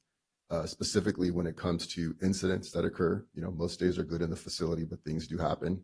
And we need to make sure that we have correct and clear visual footage to weigh out certain factors, accusations, and clear out any incidents. In addition, many of you may have heard of SB 823 DJJ realignment. The Division of Juvenile Justice closed last July, and all the youth that are currently there have to go back to their local jurisdictions. This is statewide, and Madera County currently has 4 youth there. Our plan is to bring those youth back. In addition to the restructuring of the divisional, basically criminal justice field, it elevated the age up to 25. So we are now going to house individuals in our facility up to the age of 25. So this brings a whole different dynamic for our staff and for our officers. So we just want to make sure that we have safety measures in place before this occurs. So they wouldn't go to the adult facility?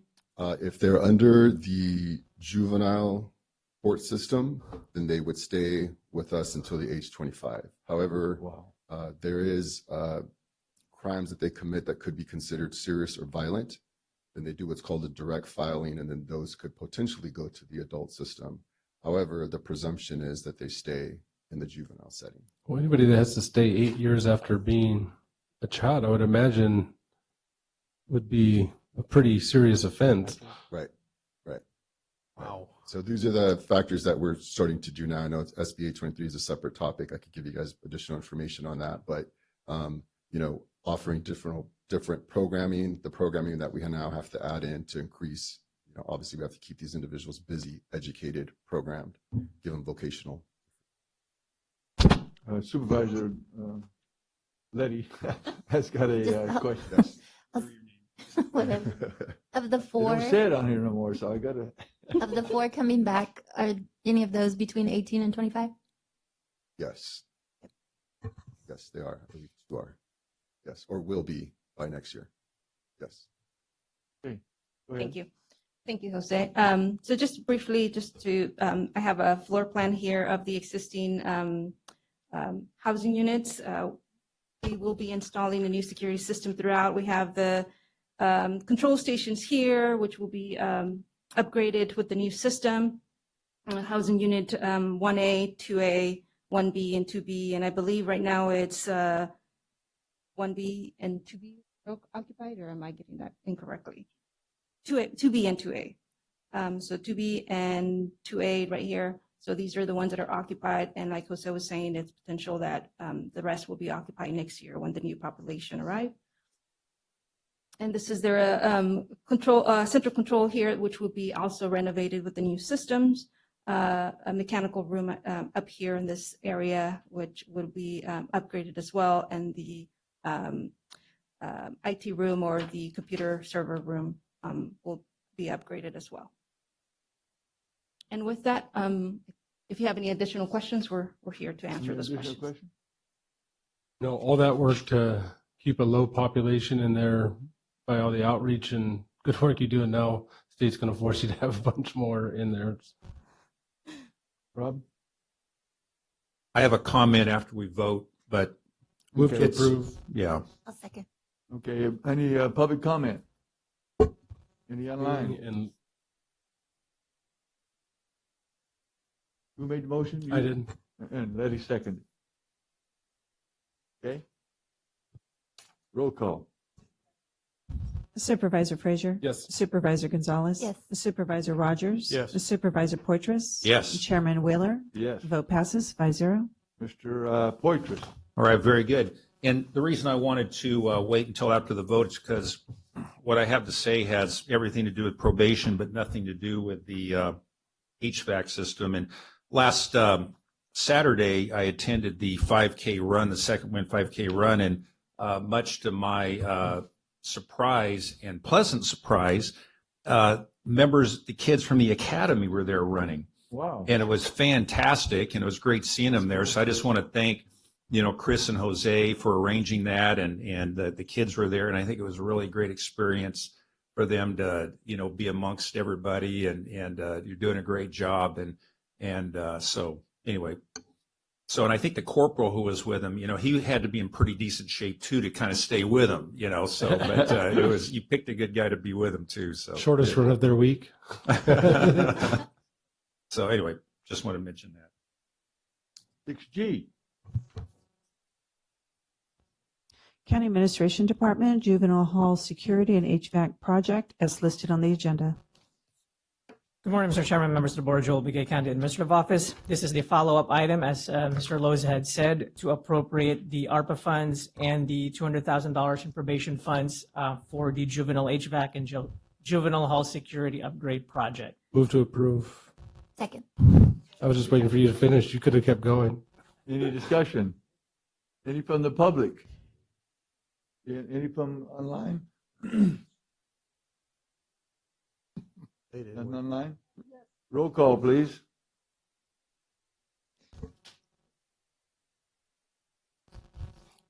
I'll tell you, it was from this this sheet right here where I really got the information I needed. Me too. I knew it all. I deciphered it. Roll call. Leticia has a comment. Oh, Go ahead, Leticia. oh, online.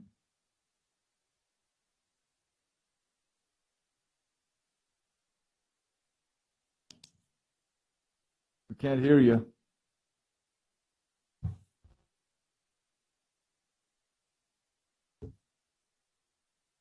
It says she's speaking. Is there something wrong with the? Is it our end or is it their end?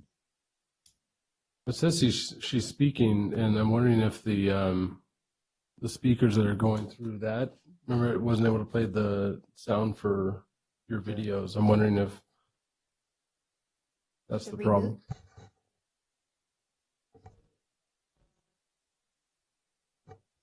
We got the IT guy who's gonna come and check it out. Leticia, just one moment.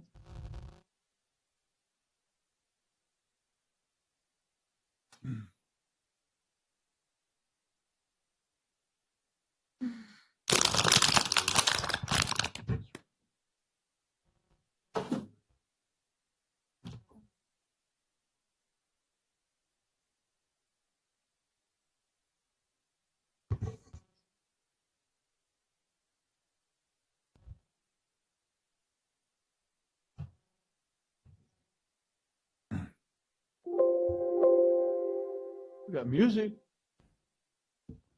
And Chair, I'll just add, Regina Garza, your county counsel, with AB 361 and the flexibility with the Brown Act, if there is a tech issue, the board is not allowed to take any action until that tech issue is resolved. Okay, I'll tell you what I'm gonna do. We're gonna break for lunch and come back at 1:15 and hopefully they got it fixed.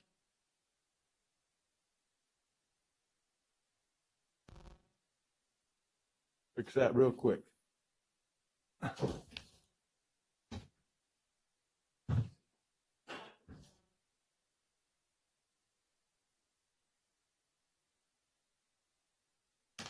Leticia, can you hear us?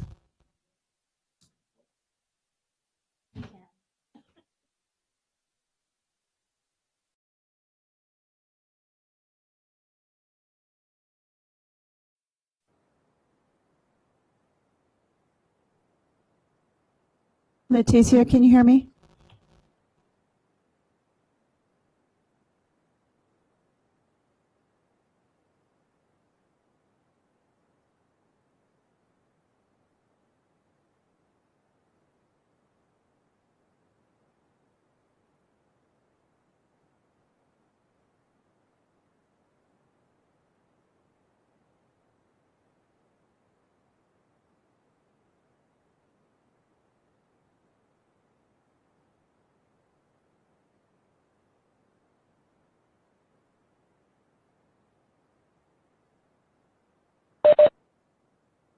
Leticia, can you hear us?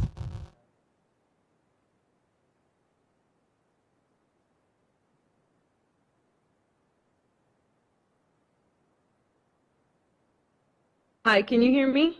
We can hear you. Just one moment. Oh, it's so perfect. Thank you. And she wants to talk on 6G. Okay, you ready?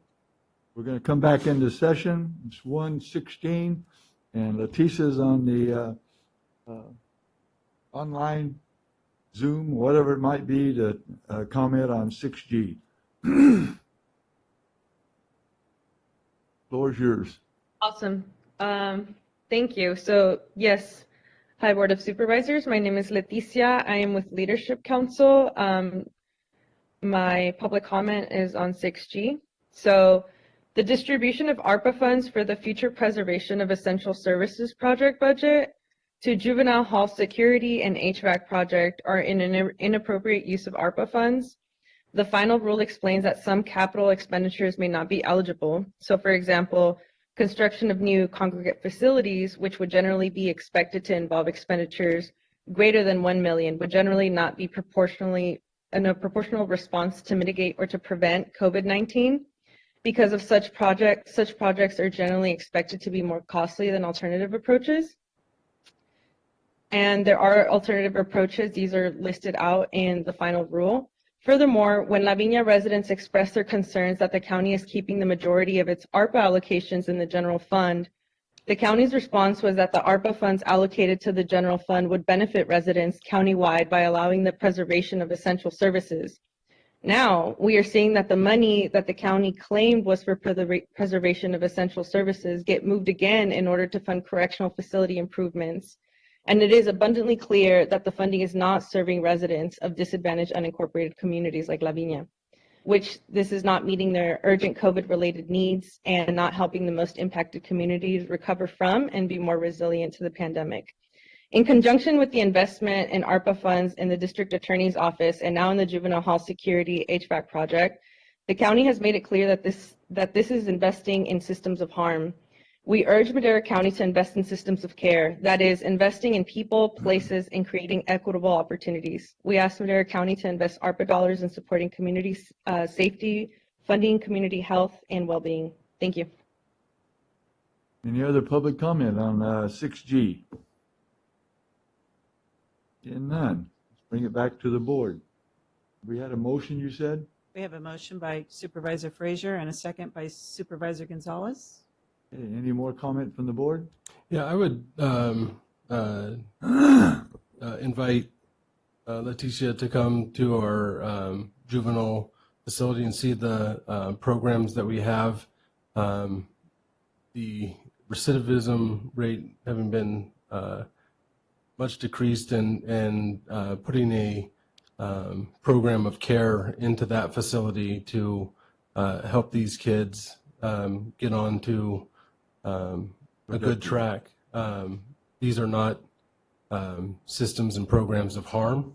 They are systems and programs of care, and what they've been able to accomplish with these kids and keep them on a good path, not just during the stay, but after, is, in my opinion, second to none, and seeing the care that goes into it is important to note. Any other comment from the board members? Yeah, Mr. Chairman, I'd just like to tag on to Supervisor Frazier's statements.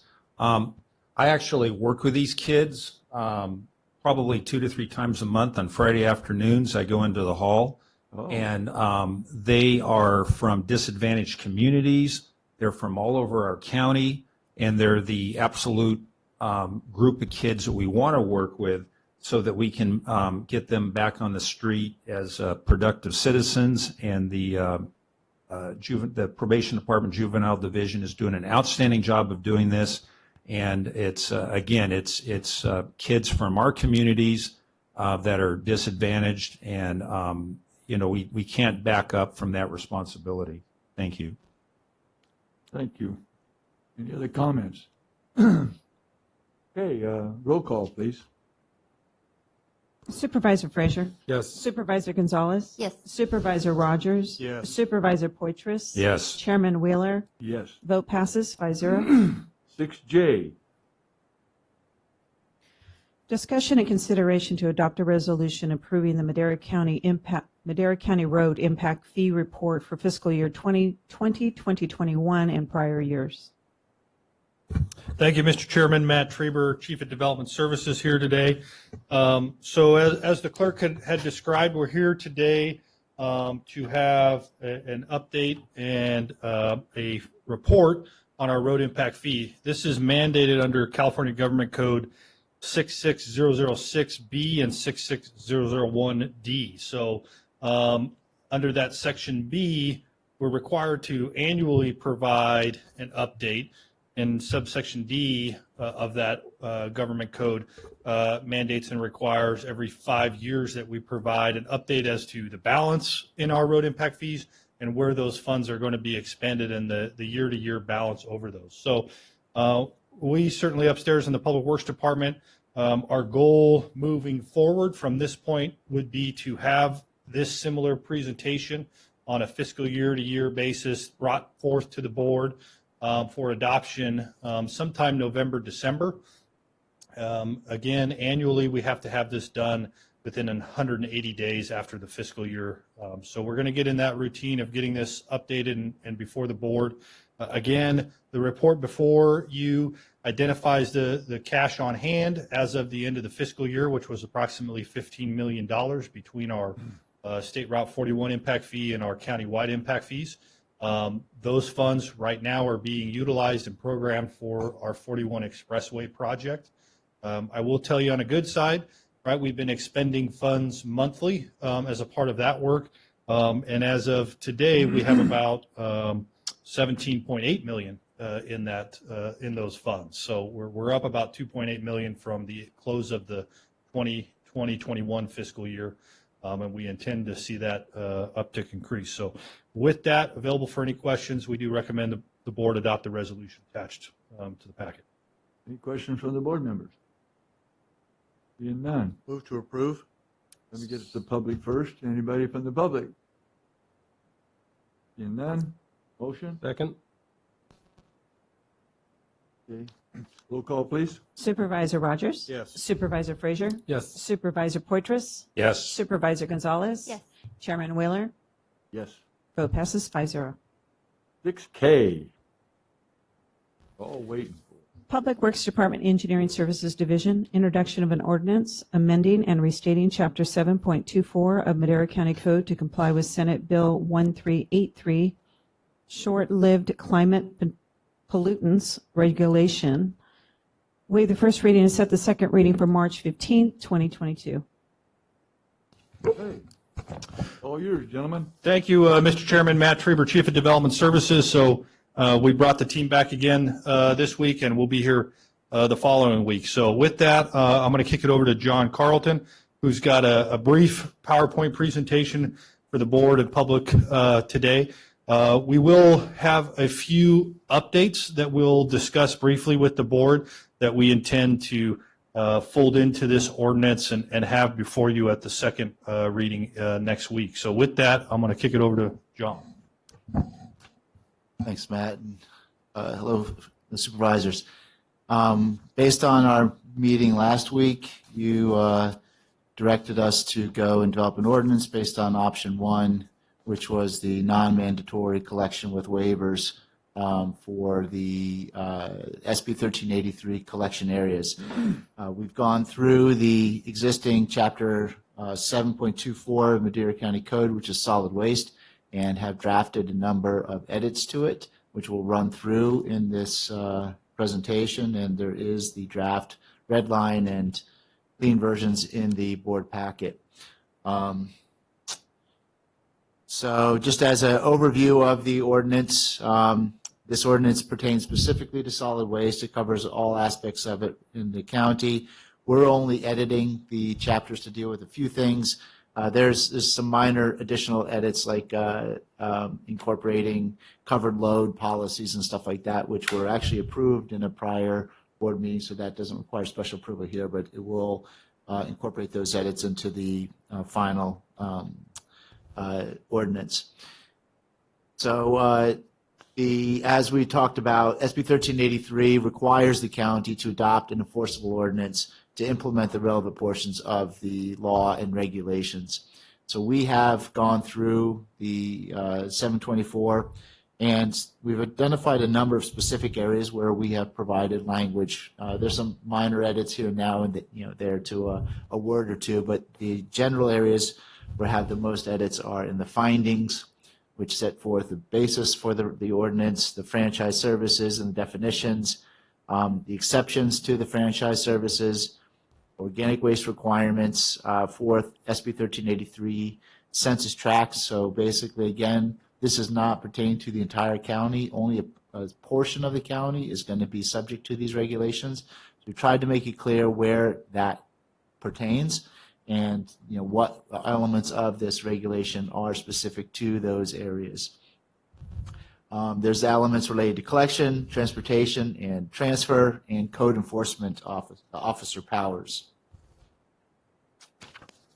So some of the key elements that are in here, besides the sections that were done, is that the ordinance provides for the collection of organic waste. So that's one of the key things that SB3 requires, is that you collect or provide for the collection of organic waste. The same way you provide for the collection of solid waste, you're now providing for the collection of organic waste. The franchise collars will amend, contracts will be amended between now and end of June of this year to incorporate those changes in it, to effectuate those changes as of July 1st, 2023.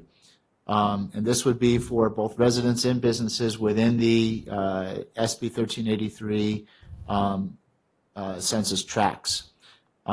It requires also certain things of generators. So any business or resident that generates waste, which is most businesses and almost all residents, are going to have to comply with SB 1383 by doing one of many things. One of them can be to subscribe to service. So they can call up the hauler and they can subscribe, or they can self-haul their waste to an approved facility. We're working to ensure that there's at least an approved facility in the Mountain franchise area as well as the Valley franchise area at North Fork and at Fairmead. Also, if there's if there's a community composting site that opens up, that could be, but we don't have one yet. Or they can self-haul it out of the county to an approved facility. But they can self-haul to an approved facility. They can manage organic waste on site. Basically, those options are typically backyard composting or some type of animal feed operation if they feed farm animals, wildlife maybe, I don't know. They can transport, as I mentioned before, organic waste to an approved community composting sites. We just don't have any yet in the county, but I imagine that where there's a will, there's a way, and maybe that will be something that gets developed.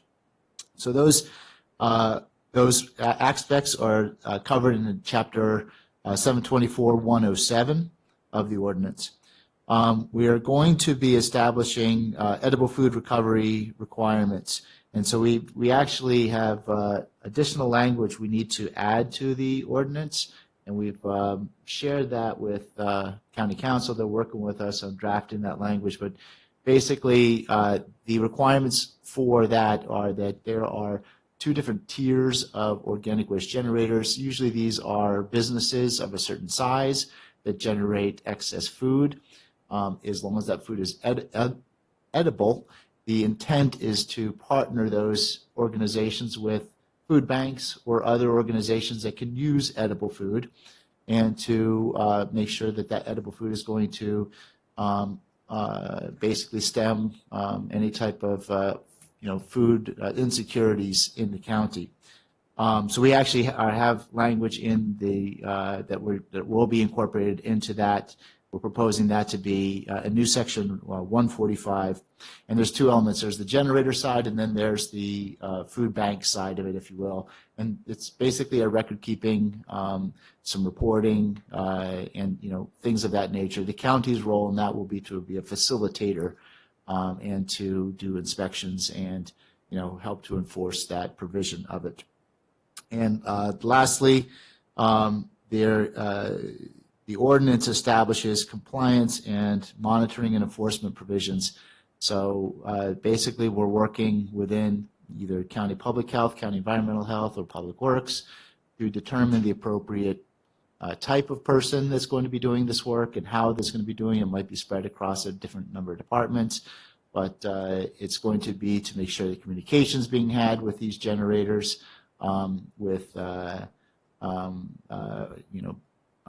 either organic waste generators, edible food generators, as well as the haulers and everything else to make sure that everybody's in compliance. So there are compliance elements in it. That is in section 144 of chapter 724. One thing to note on that is that the enforcement actions of the county don't have to start until January 1st, 2024. So we have a couple of years where we're going to be doing education and outreach, basically helping them to understand what the requirements are of the ordinance and helping get the program going. But the county has to start enforcing, and it could be notice of violations and stuff like that. Basically, it doesn't have to be heavy-handed right off the bat. And we've sent these maps to you before, but basically all of these SB 1383 areas are not going to be for the entire county. It's going to be in these purple lined areas, outlined areas here, excepting the cities. So the cities are not included in that. 2 areas in the mountain franchise and 1 area in the valley. These areas are consistent with census tracts of greater than 75 people per square mile. And we will be basically submitting, you hopefully will have it to you. We're going to submit it by the next board meeting, a application to the state to exempt the rest of the county from SB 1383. The law allows us to, but there's a formal submittal process, and we're going to submit these maps to CalRecycle to get that approved.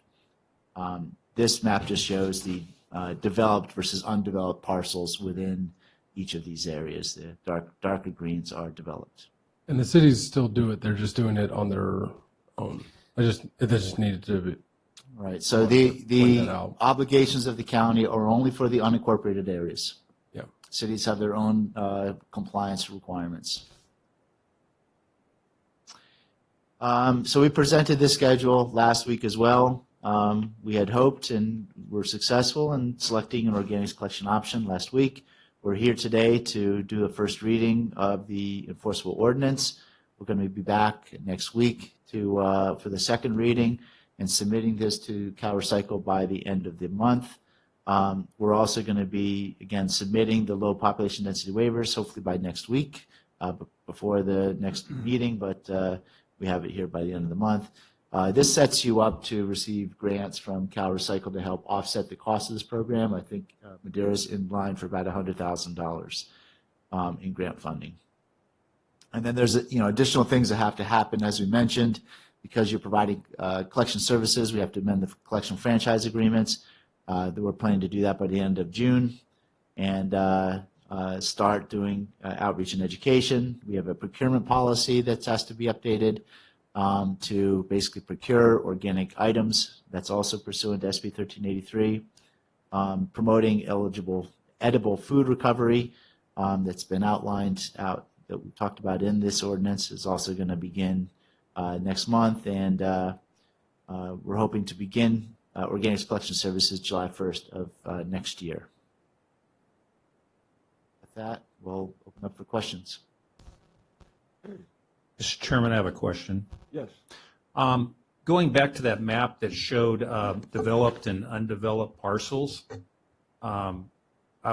something raised my curiosity because there were some light green and dark green parcels, and they're all kind of mixed together out in a rural agricultural area.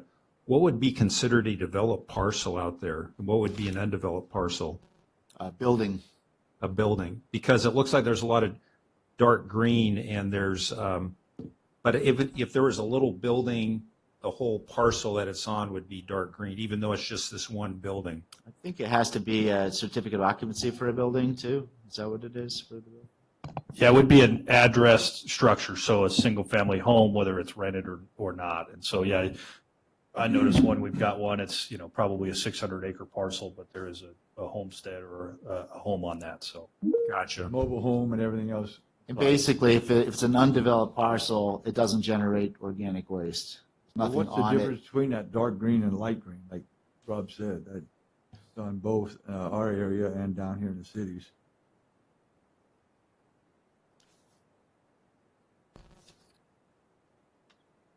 Yeah, it's a little hard to tell on the colors here, but I believe the darker green in the Valley franchise area are the developed parcels or the improved lots, and the lighter areas are the unimproved. And then in the mountain area, the shaded orange or tan are improved lots, and the lighter color are the unimproved lots. Oh. Yeah, and I think, I know it's kind of hard to read on the screen there, but there are some figures that are on that map. Yeah, I see there is there. It's just a little bit misleading because, having one house on 600 acres, it's a developed lot. Well, yeah, it's one house on 600 acres. It's not really, right. It's an address, but that's about it. Yeah, so I think, Jared, to call out, you have, 9,333 developed parcels identified in the Red Rock service area and 6,074 developed parcels in the Madco, out of a total of 12,290 in Red Rock and 7,696. So certainly see the point. Maybe we can work on some better color scheme to call that out a little better. Well, yeah, it shows north of Madeira. Obviously, you got Madeira Acres and the Country Club and, all Madeira Lakes. And it's just that we all know that out west of town, it's pretty sparsely populated. So I was just curious. I mean, it's not a big deal. I just was wondering. Thank you. The other from the board? I have one. I got some emails from a couple people since our last meeting. I guess now there is two groups besides the trash advisory group. There's a Sierra Citizens for Sensible Waste Management. They sent me an email. I don't know if you guys I got think it's that. the same group. The Trash Advisory Group is an element of the Sierra Citizens Group, Oh, I there think. is. I believe so. Oh, okay. I've never seen that myself. And I got a whole file here. I don't want to speak for them, but I think that's Got the that many of name. them. Trash Advisory Group is part of that Sierra Citizens. Okay. Want to make sure. Did you guys get that email? It came on the 7th. Excuse me. On the 7th, yesterday. Yeah. I think we did have an email that was forwarded to us. I can't read what's on your paper, so I can't guarantee that we have the same email. We did get an email from Yeah. Holly Houston, I believe. Yeah, that's who it's from. Yeah, it was forwarded by Dan Metz this morning to us. Oh, okay. I think it was originally sent to the board and then it was forwarded to us. So that's the email. Yeah, we get that. Okay. Okay, nothing else? We'll open it up to the public. Anybody here from the public got any comments? Any on Zoom land? Go ahead, John. Okay, I'm unmuted. I didn't get unmuted this morning. Oh. So thanks a lot. I'm on the Trash Advisory Group. My name is John Perro, and we appreciate the opportunity to work with you toward the SB 1383 compliance. The current draft ordinance appears to provide quite a bit of the flexibility that we seek, and we understand it can be amended, which we think that's great. We see the passage of the draft ordinance now under review as the first step and are looking forward to continue conversations with you during the design and implementation of a new program for organic waste management. We will communicate with state officials about our concern over rural California County compliance with aspects of SB 1383 that seem best suited for densely populated areas or cities. We will also express our concerns about the feasibility of implementing option 1 as presented by HDR Consulting last week. And as a note, tri-services are public service. They should not be developed as profit centers for the county. Toward that end, the county, in our view, has both the authority and the responsibility to provide desirable and cost-effective services that conform to both the letter and the spirit of the law. And we appear to be making progress in that general direction. Our goals remain the same. There's two goals: provide choice for subscribers and to keep the cost of the service as low as possible. We remain committed to the establishment of the task force for serious long-range planning for the Madera County. So we want to thank you for acknowledging us. And Tom, you did that in your town hall last week, and I appreciate that. And we look forward to continuing to work with it. So thank you very much. Yeah, we appreciate it too. And, all of us working together, we'll get this done as best we can. I think it's really, really important. We have campaigned, hired our lobbyists, do everything to fight this in Sacramento. So, but it's more important that the public do it. They hear from us all the time. The public gets involved, then they know that's who's voting for them. We're small peanuts to the voting public. And so it's very important that you guys, every one of them, John, if you get every single one to write a different letter to them up there, it would really be really helpful, I think. So any other public comment? We have one more from Dan Metz. Go ahead, Dan. Danny. Hey, this is Don or Denny or Hey, something. Yeah, Don. Hi, Donnie. We got you, Dan buddy. Metz. Dan Metz, Oakhurst. I just wanted to answer, I think it was Supervisor Tom's question about Sierra Citizens for Sensible Waste Management. TAG is a subset of that organization. We work quite closely with them. So just to answer that question. Thank you, Dan. That one, swim and tag. Swim, I think is would be. Yeah. It's swim or something like that. Yeah. Swim, yeah. Okay. Any other comments? Seeing none? What's your pleasure, board? If I may, Mr. Chairman, just one point I wanted to clarify, because we did have some discussion, certainly, that we received an internal, specifically related to the ordinance that's before you when it gets to section 7.24.144, which deals with code enforcement. I wanted to make it very clear to the public, right, when we get to that, and there's discussions in here about the roles of code enforcement. and our ability to do inspections and those things, right? We cannot enter an individual's private property for any reason without warrants. And so the rule of an individual's curtilage of their private property still are in effect, meaning we cannot go and go into somebody's backyard that's fenced or go onto their porch, right? That still is a protection, and we wouldn't do it, and the ordinance is clear of an individual. So I just wanted to point that out. And one other item I think it'd be important if you guys would explain. I seen something online or something about us making a profit. County does not make profits. We just cover our costs. So can you explain that, Scott, maybe? Or? It's also illegal because it's a public utility. Right. So. Yes, Mr. Chairman. Garbage or the solid waste service you provide is an enterprise. So an enterprise is, different than the general fund. Obviously, you're entitled to recover your costs. So it's not making a profit, it's recovering costs.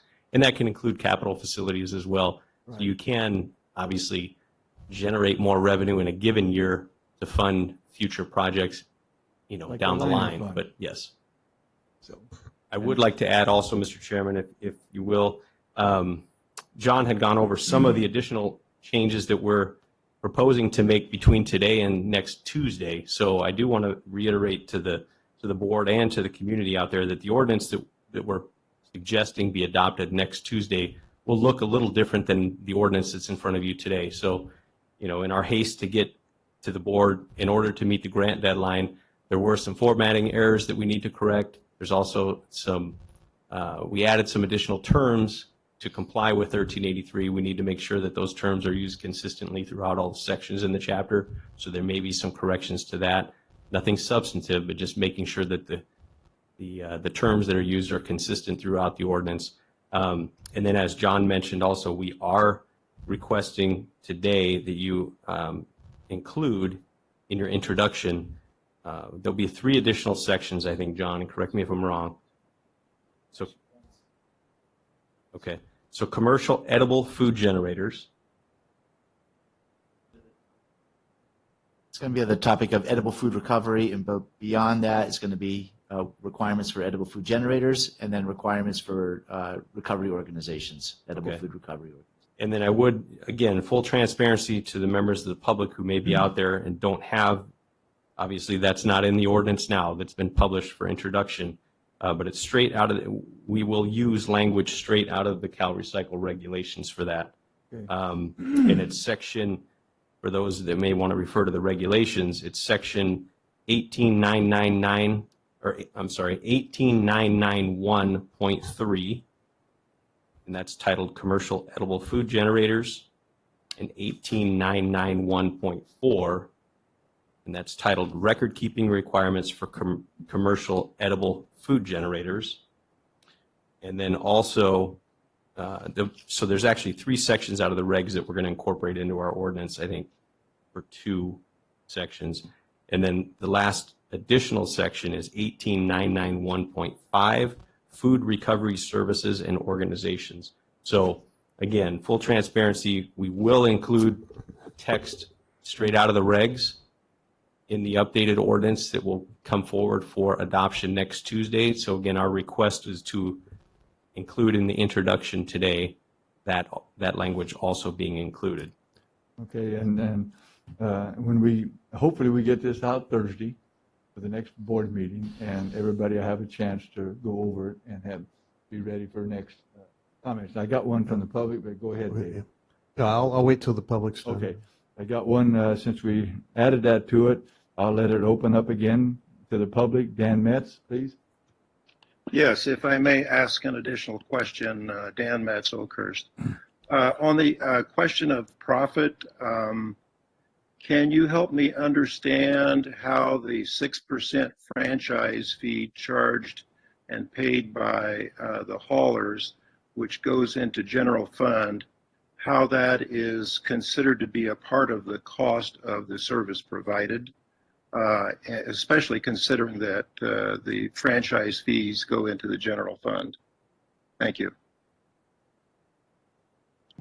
Who's going to answer that?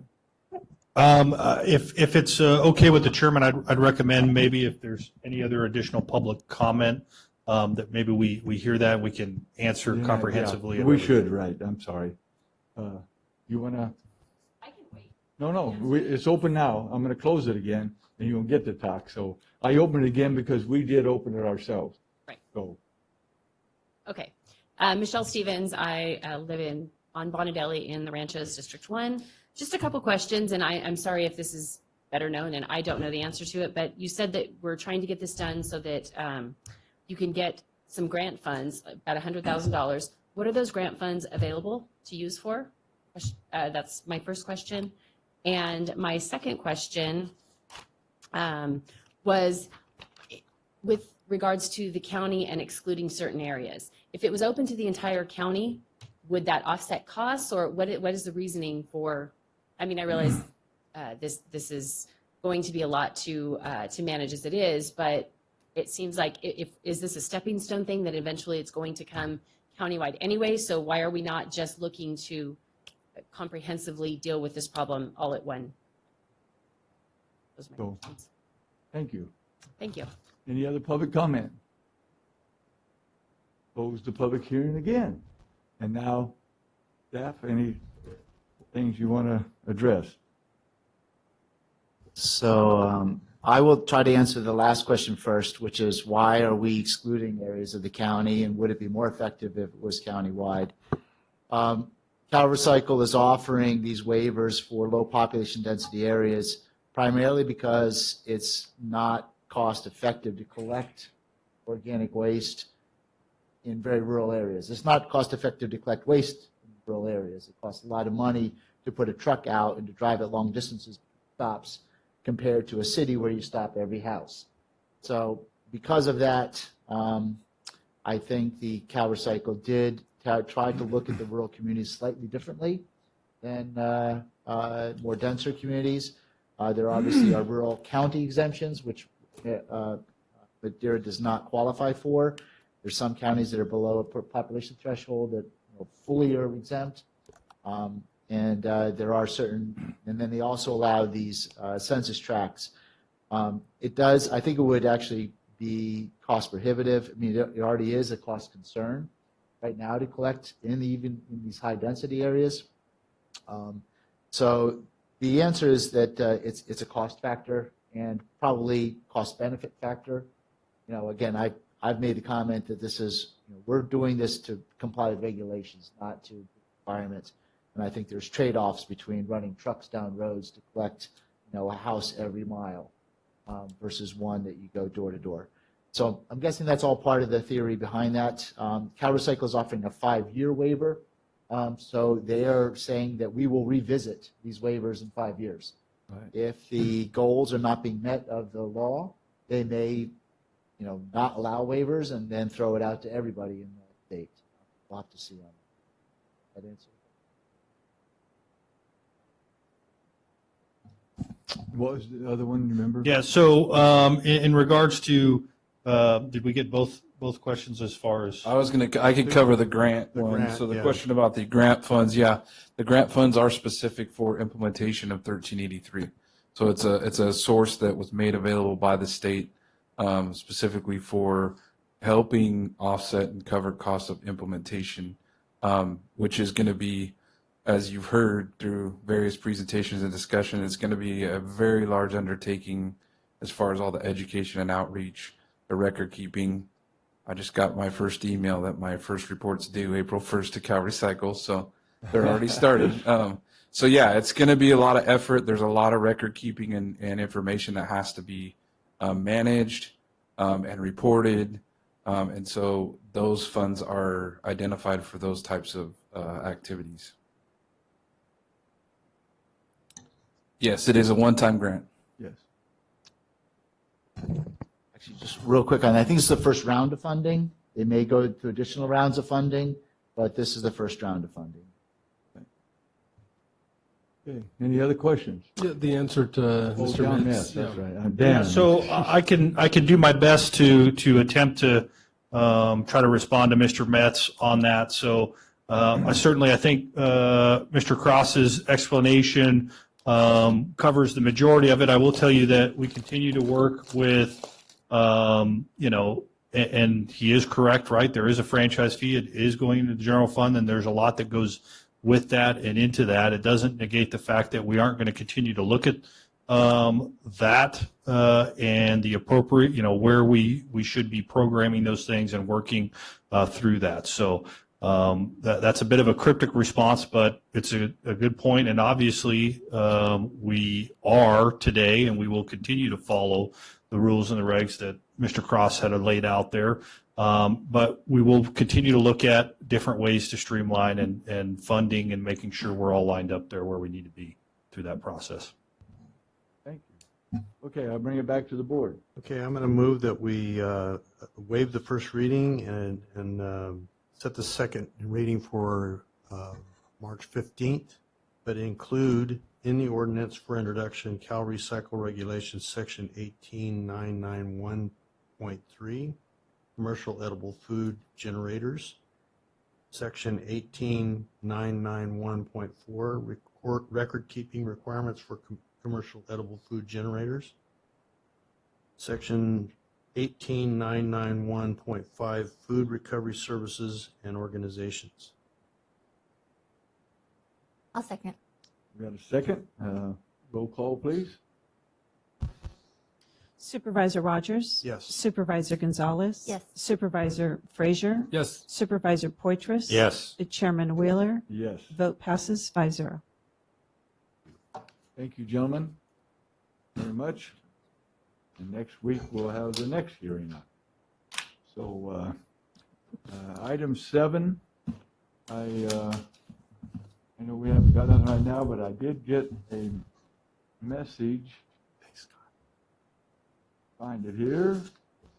I think that we really got to look at and study before we say yes or no. But McClintock and starts with the A, another congressman introduced this bill to make the Forest Service stop any fire that started on the Forest Service land. Period. No letting it burn like they do at Yosemite, Sequoia, and even in our areas where it's doing good, where they're burning the underbrush in the winter, stuff like that. This bill will stop all that. And I think it's ridiculous. What have we been trying to do? That's how we got in this mess. Huh? That's how we got in this mess to begin How with. we got in this mess. I mean, we used to do that. Lightning took care of it first, and the tribal members took care of it. Yep. And white man come and screwed it all up. Yep. I just can't believe that we're doing that. I just wrote on here, this sucks. And that is a lack of knowledge right there, because fire has played an integral part in healthy forests. Is it to say that because I know there has been some problems with them not putting out or addressing a fire that started, but this just does away with all of them? It's only a 2-page deal here. I got the headlines from people. Yeah. And, how many went over Tioga in the summers? And see how many fires are going up there. Yeah. That's cleaning that up. Otherwise, that is a disaster to happen when big fires come. So I'm going to get Bobby to research this, and we'll have a letter next meeting to pose this. As far as I'm concerned, unless there's something in there that I don't know about. Yeah, I'm just wondering if it's in regard. I know like the Creek Fire started and they just didn't do anything to put it out. That one. I'm wondering if that's what they're trying to. But yeah, let's look at it. Let's get definitely some research on it. But you know where that fire burnt past? They got out of the forest and burned up there in the High Sierras. Cleaned it up. Yeah. Yeah. It really did clean it up. Yep. If it's done well, it's. So, anyway, That's the best tool. Anybody else got any pending legislation? Yes, Yeah, Bob? Mr. Chairman, I'd just like to make everybody aware of a recent report that was issued by the California Strategic Growth Council. It's pursuant to AB 285. And some of their recommendations from this Strategic Growth Council are draconian, and they are just off the charts bad. And here's just a few of their recommendations. Number one, they want to, they mentioned that there's this gap between the vision for more climate-friendly, equitable transportation system actions and infrastructure spending. Basically, they're saying any widening projects are bad, and it's not in line with their vision. What's their vision? Their vision is more bicycles and buses and trains. Yeah. And so the second thing they want to do is they want to evaluate projects currently in the pipeline that have been approved, but they're taking a while to get going. And so they want to take a look at those. And if they don't align with what they want with this CAPTI thing, they want those funds reallocated to other projects. One thing that they mention is the structure for transportation funding is complicated. I'll agree with that. The other thing they'd like to do is to give the MPOs, which MCTC in our case would be that situation, or other county, their COGS, Council of Governments, to give them land use authority and planning over local jurisdictions, because then, see, they have fewer things that they have to control. As long as they can control the MPOs and the COGS, then they can override cities and counties. So this is, its report has many more things involved in it, but it's put together by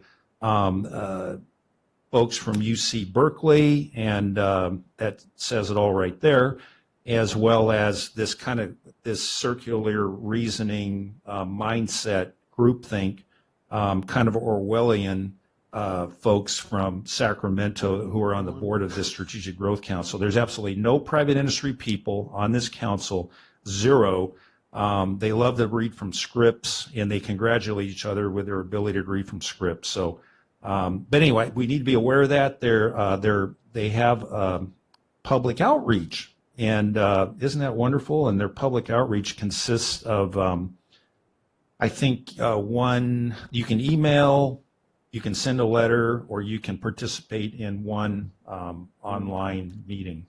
So, Terrible. boom. So we need to be aware of that, and I hope Jared and I know Matt and so forth are going to be right on top of this. Yeah, there you go. All right. And I'm sure MCTC will be hitting this hard and as well, and we'll be talking about it in the Valley Voice trip in 2 weeks as the San Joaquin Valley Regional Policy Council talks to our legislators who don't even know about this because they've been bypassed over the last couple of years. Thank you. The bill number is HR 6903, and Clinton just dropped this bill. The number will be HR 6903. It wasn't exactly what we wanted, but we had to get it through the legal beagles, get it through. So I don't know what that means, but very interesting. So thank you. Any other? Thank you, comrade. Is that what Yes, yes, that's thank how you. you signed on. Nothing like central planning, right? Exactly. Well, boy, What's that's that? exactly right. I said nothing like central planning. What is that? I don't understand central planning.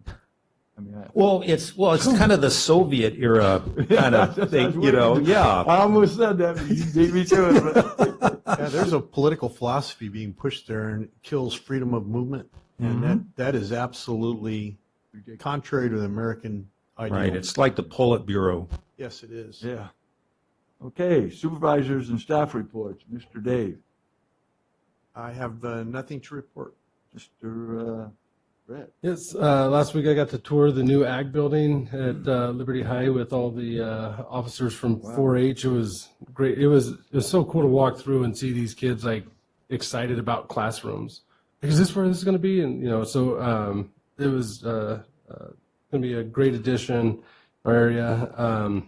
And then today is Valley Children's Kids Day. Now, usually you would recognize it by everyone standing on the corners, but it's virtual again. So you can do a quick $10, text George, George, to 20222. You can also go online there and donate. I don't know if you're able to send your dollar bills that everyone used to grab on their way out that morning and then throw it in your front, but please go and donate to that today. And then Comrade Poitras and I went down to the State Route 99 Summit. Thought it was, hopefully it was well received, but it was good to see all of our neighbors and everything that we're doing in this area in the Central Valley, and it made me proud to live here once again, seeing that, it's not like we're not trying to do all these things. We just have limited resources, and as it continues to take away from our ability to do any of that, and hearing different groups that represented Rayo and represented disadvantaged communities saying, no, it's still very important to have 99, and because that's the way to get to these services, and we don't have the ability otherwise. And I came up with something when we were talking about State Route 99, and I asked everybody from Sacramento, San Francisco, and LA to raise their hand if they've ever been to a farm-to-table restaurant or farm-to-fork, and Sacramento calls itself the farm-to-fork capital of the world. And I said, I want you to envision this. The word two in that is the 99.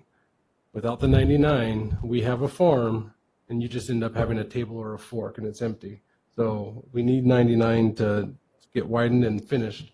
Absolutely, one in the other. They also called it the W word, widening. Yeah, like as though it was a bad word, and so I left them with the F word.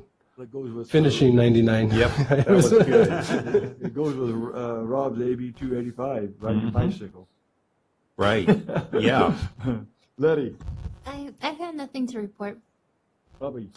I'd just like to mention one more thing about the 99 Summit. I think that it was, it was meant to punish us, really. It was meant to say, okay, we're going to give you funding for 99, but we're going to punish you by making you have this summit and talk about multimodal things.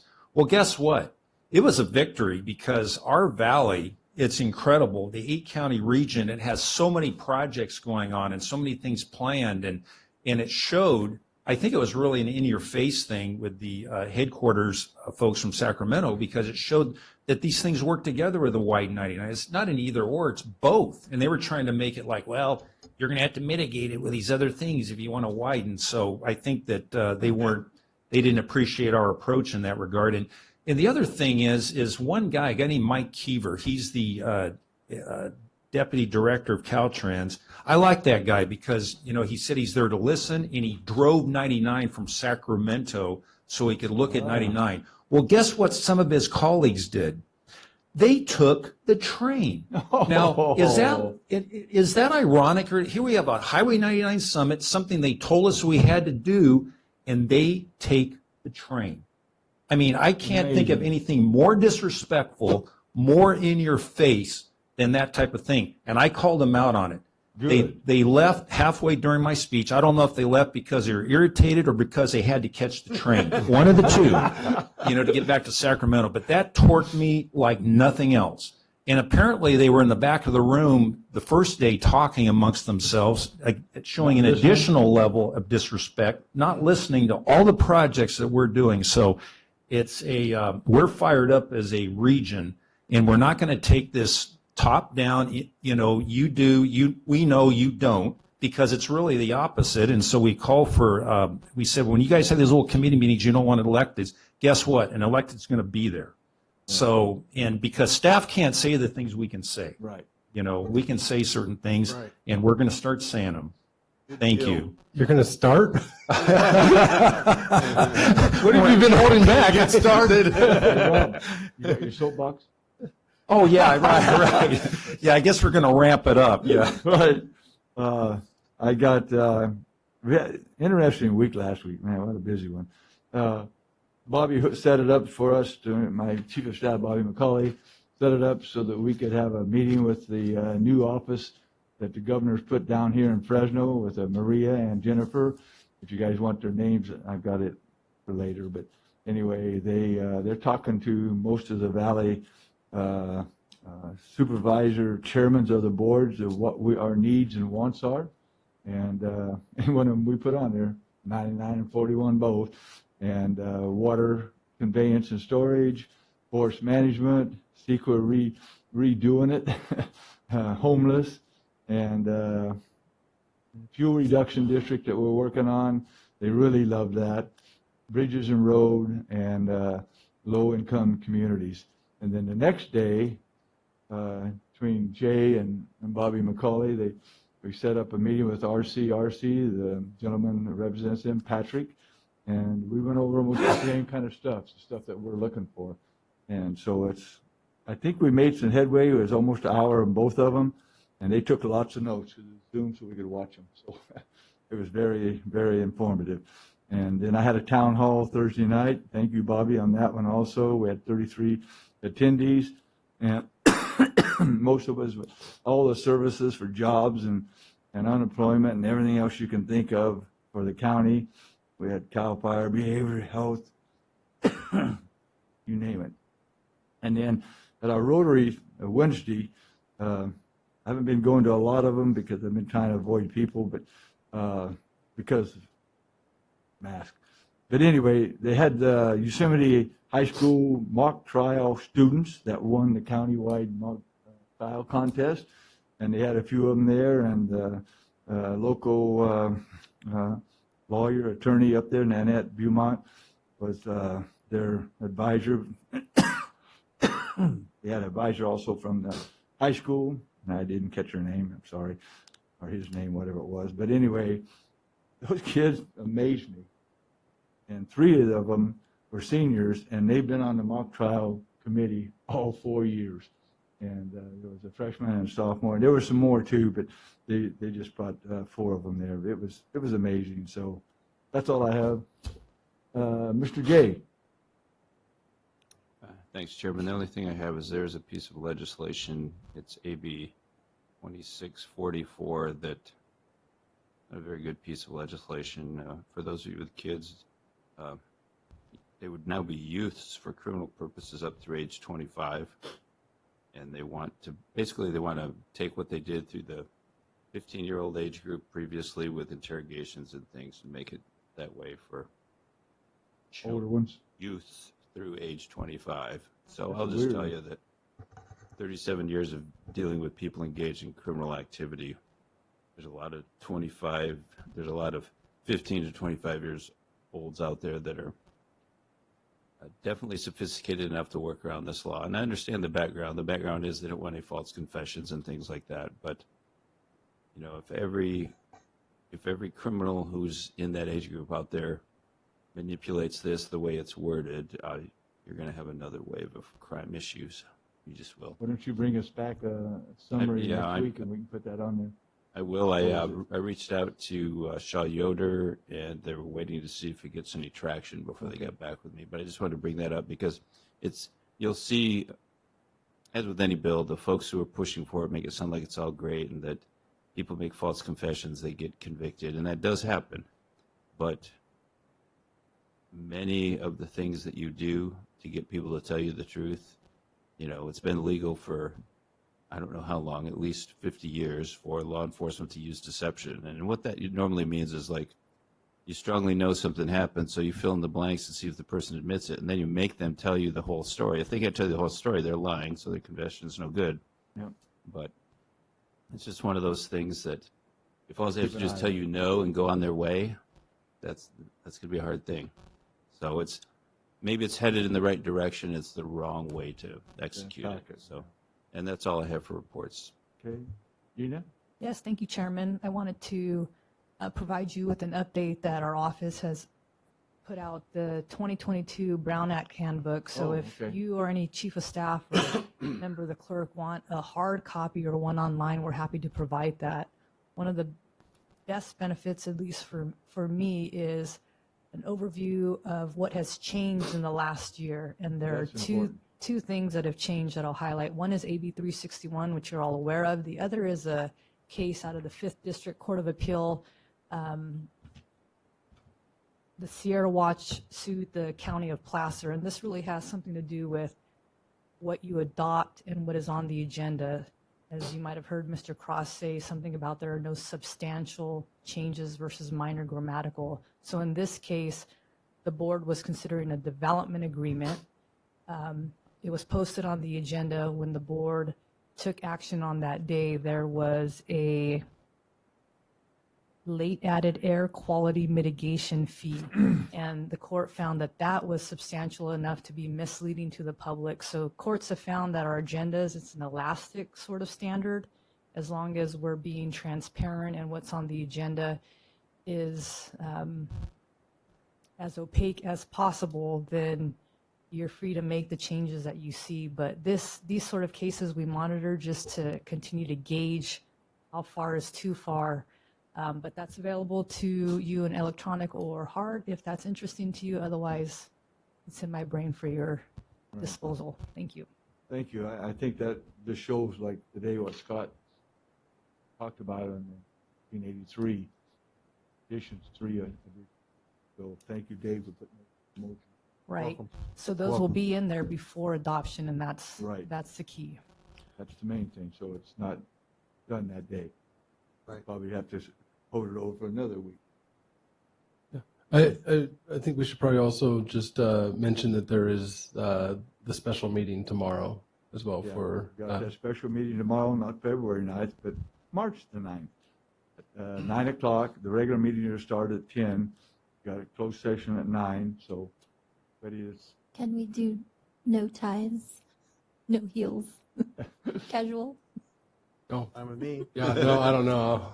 No, it's just I'll wear one relaxation clothes.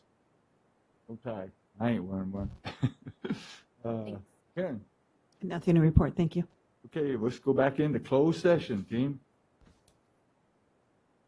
More stuff to take over.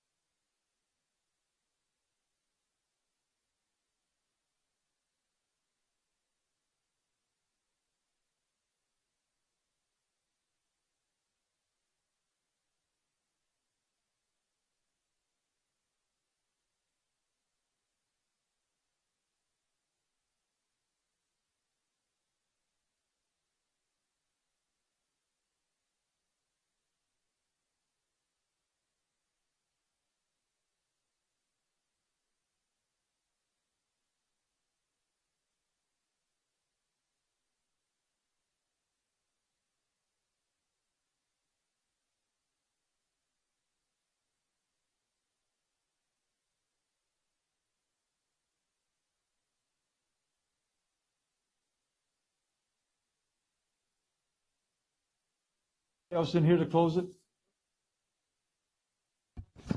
Get back on, hon. We on? We're on. We're back in session. County Council, we got any reportable actions? There is no reportable action from your closed session. Thank you, Chairman. Well, I'm going to adjourn this meeting. Thank you so much. We'll go from there. Rob's taking his tie off, so watch out. Yep.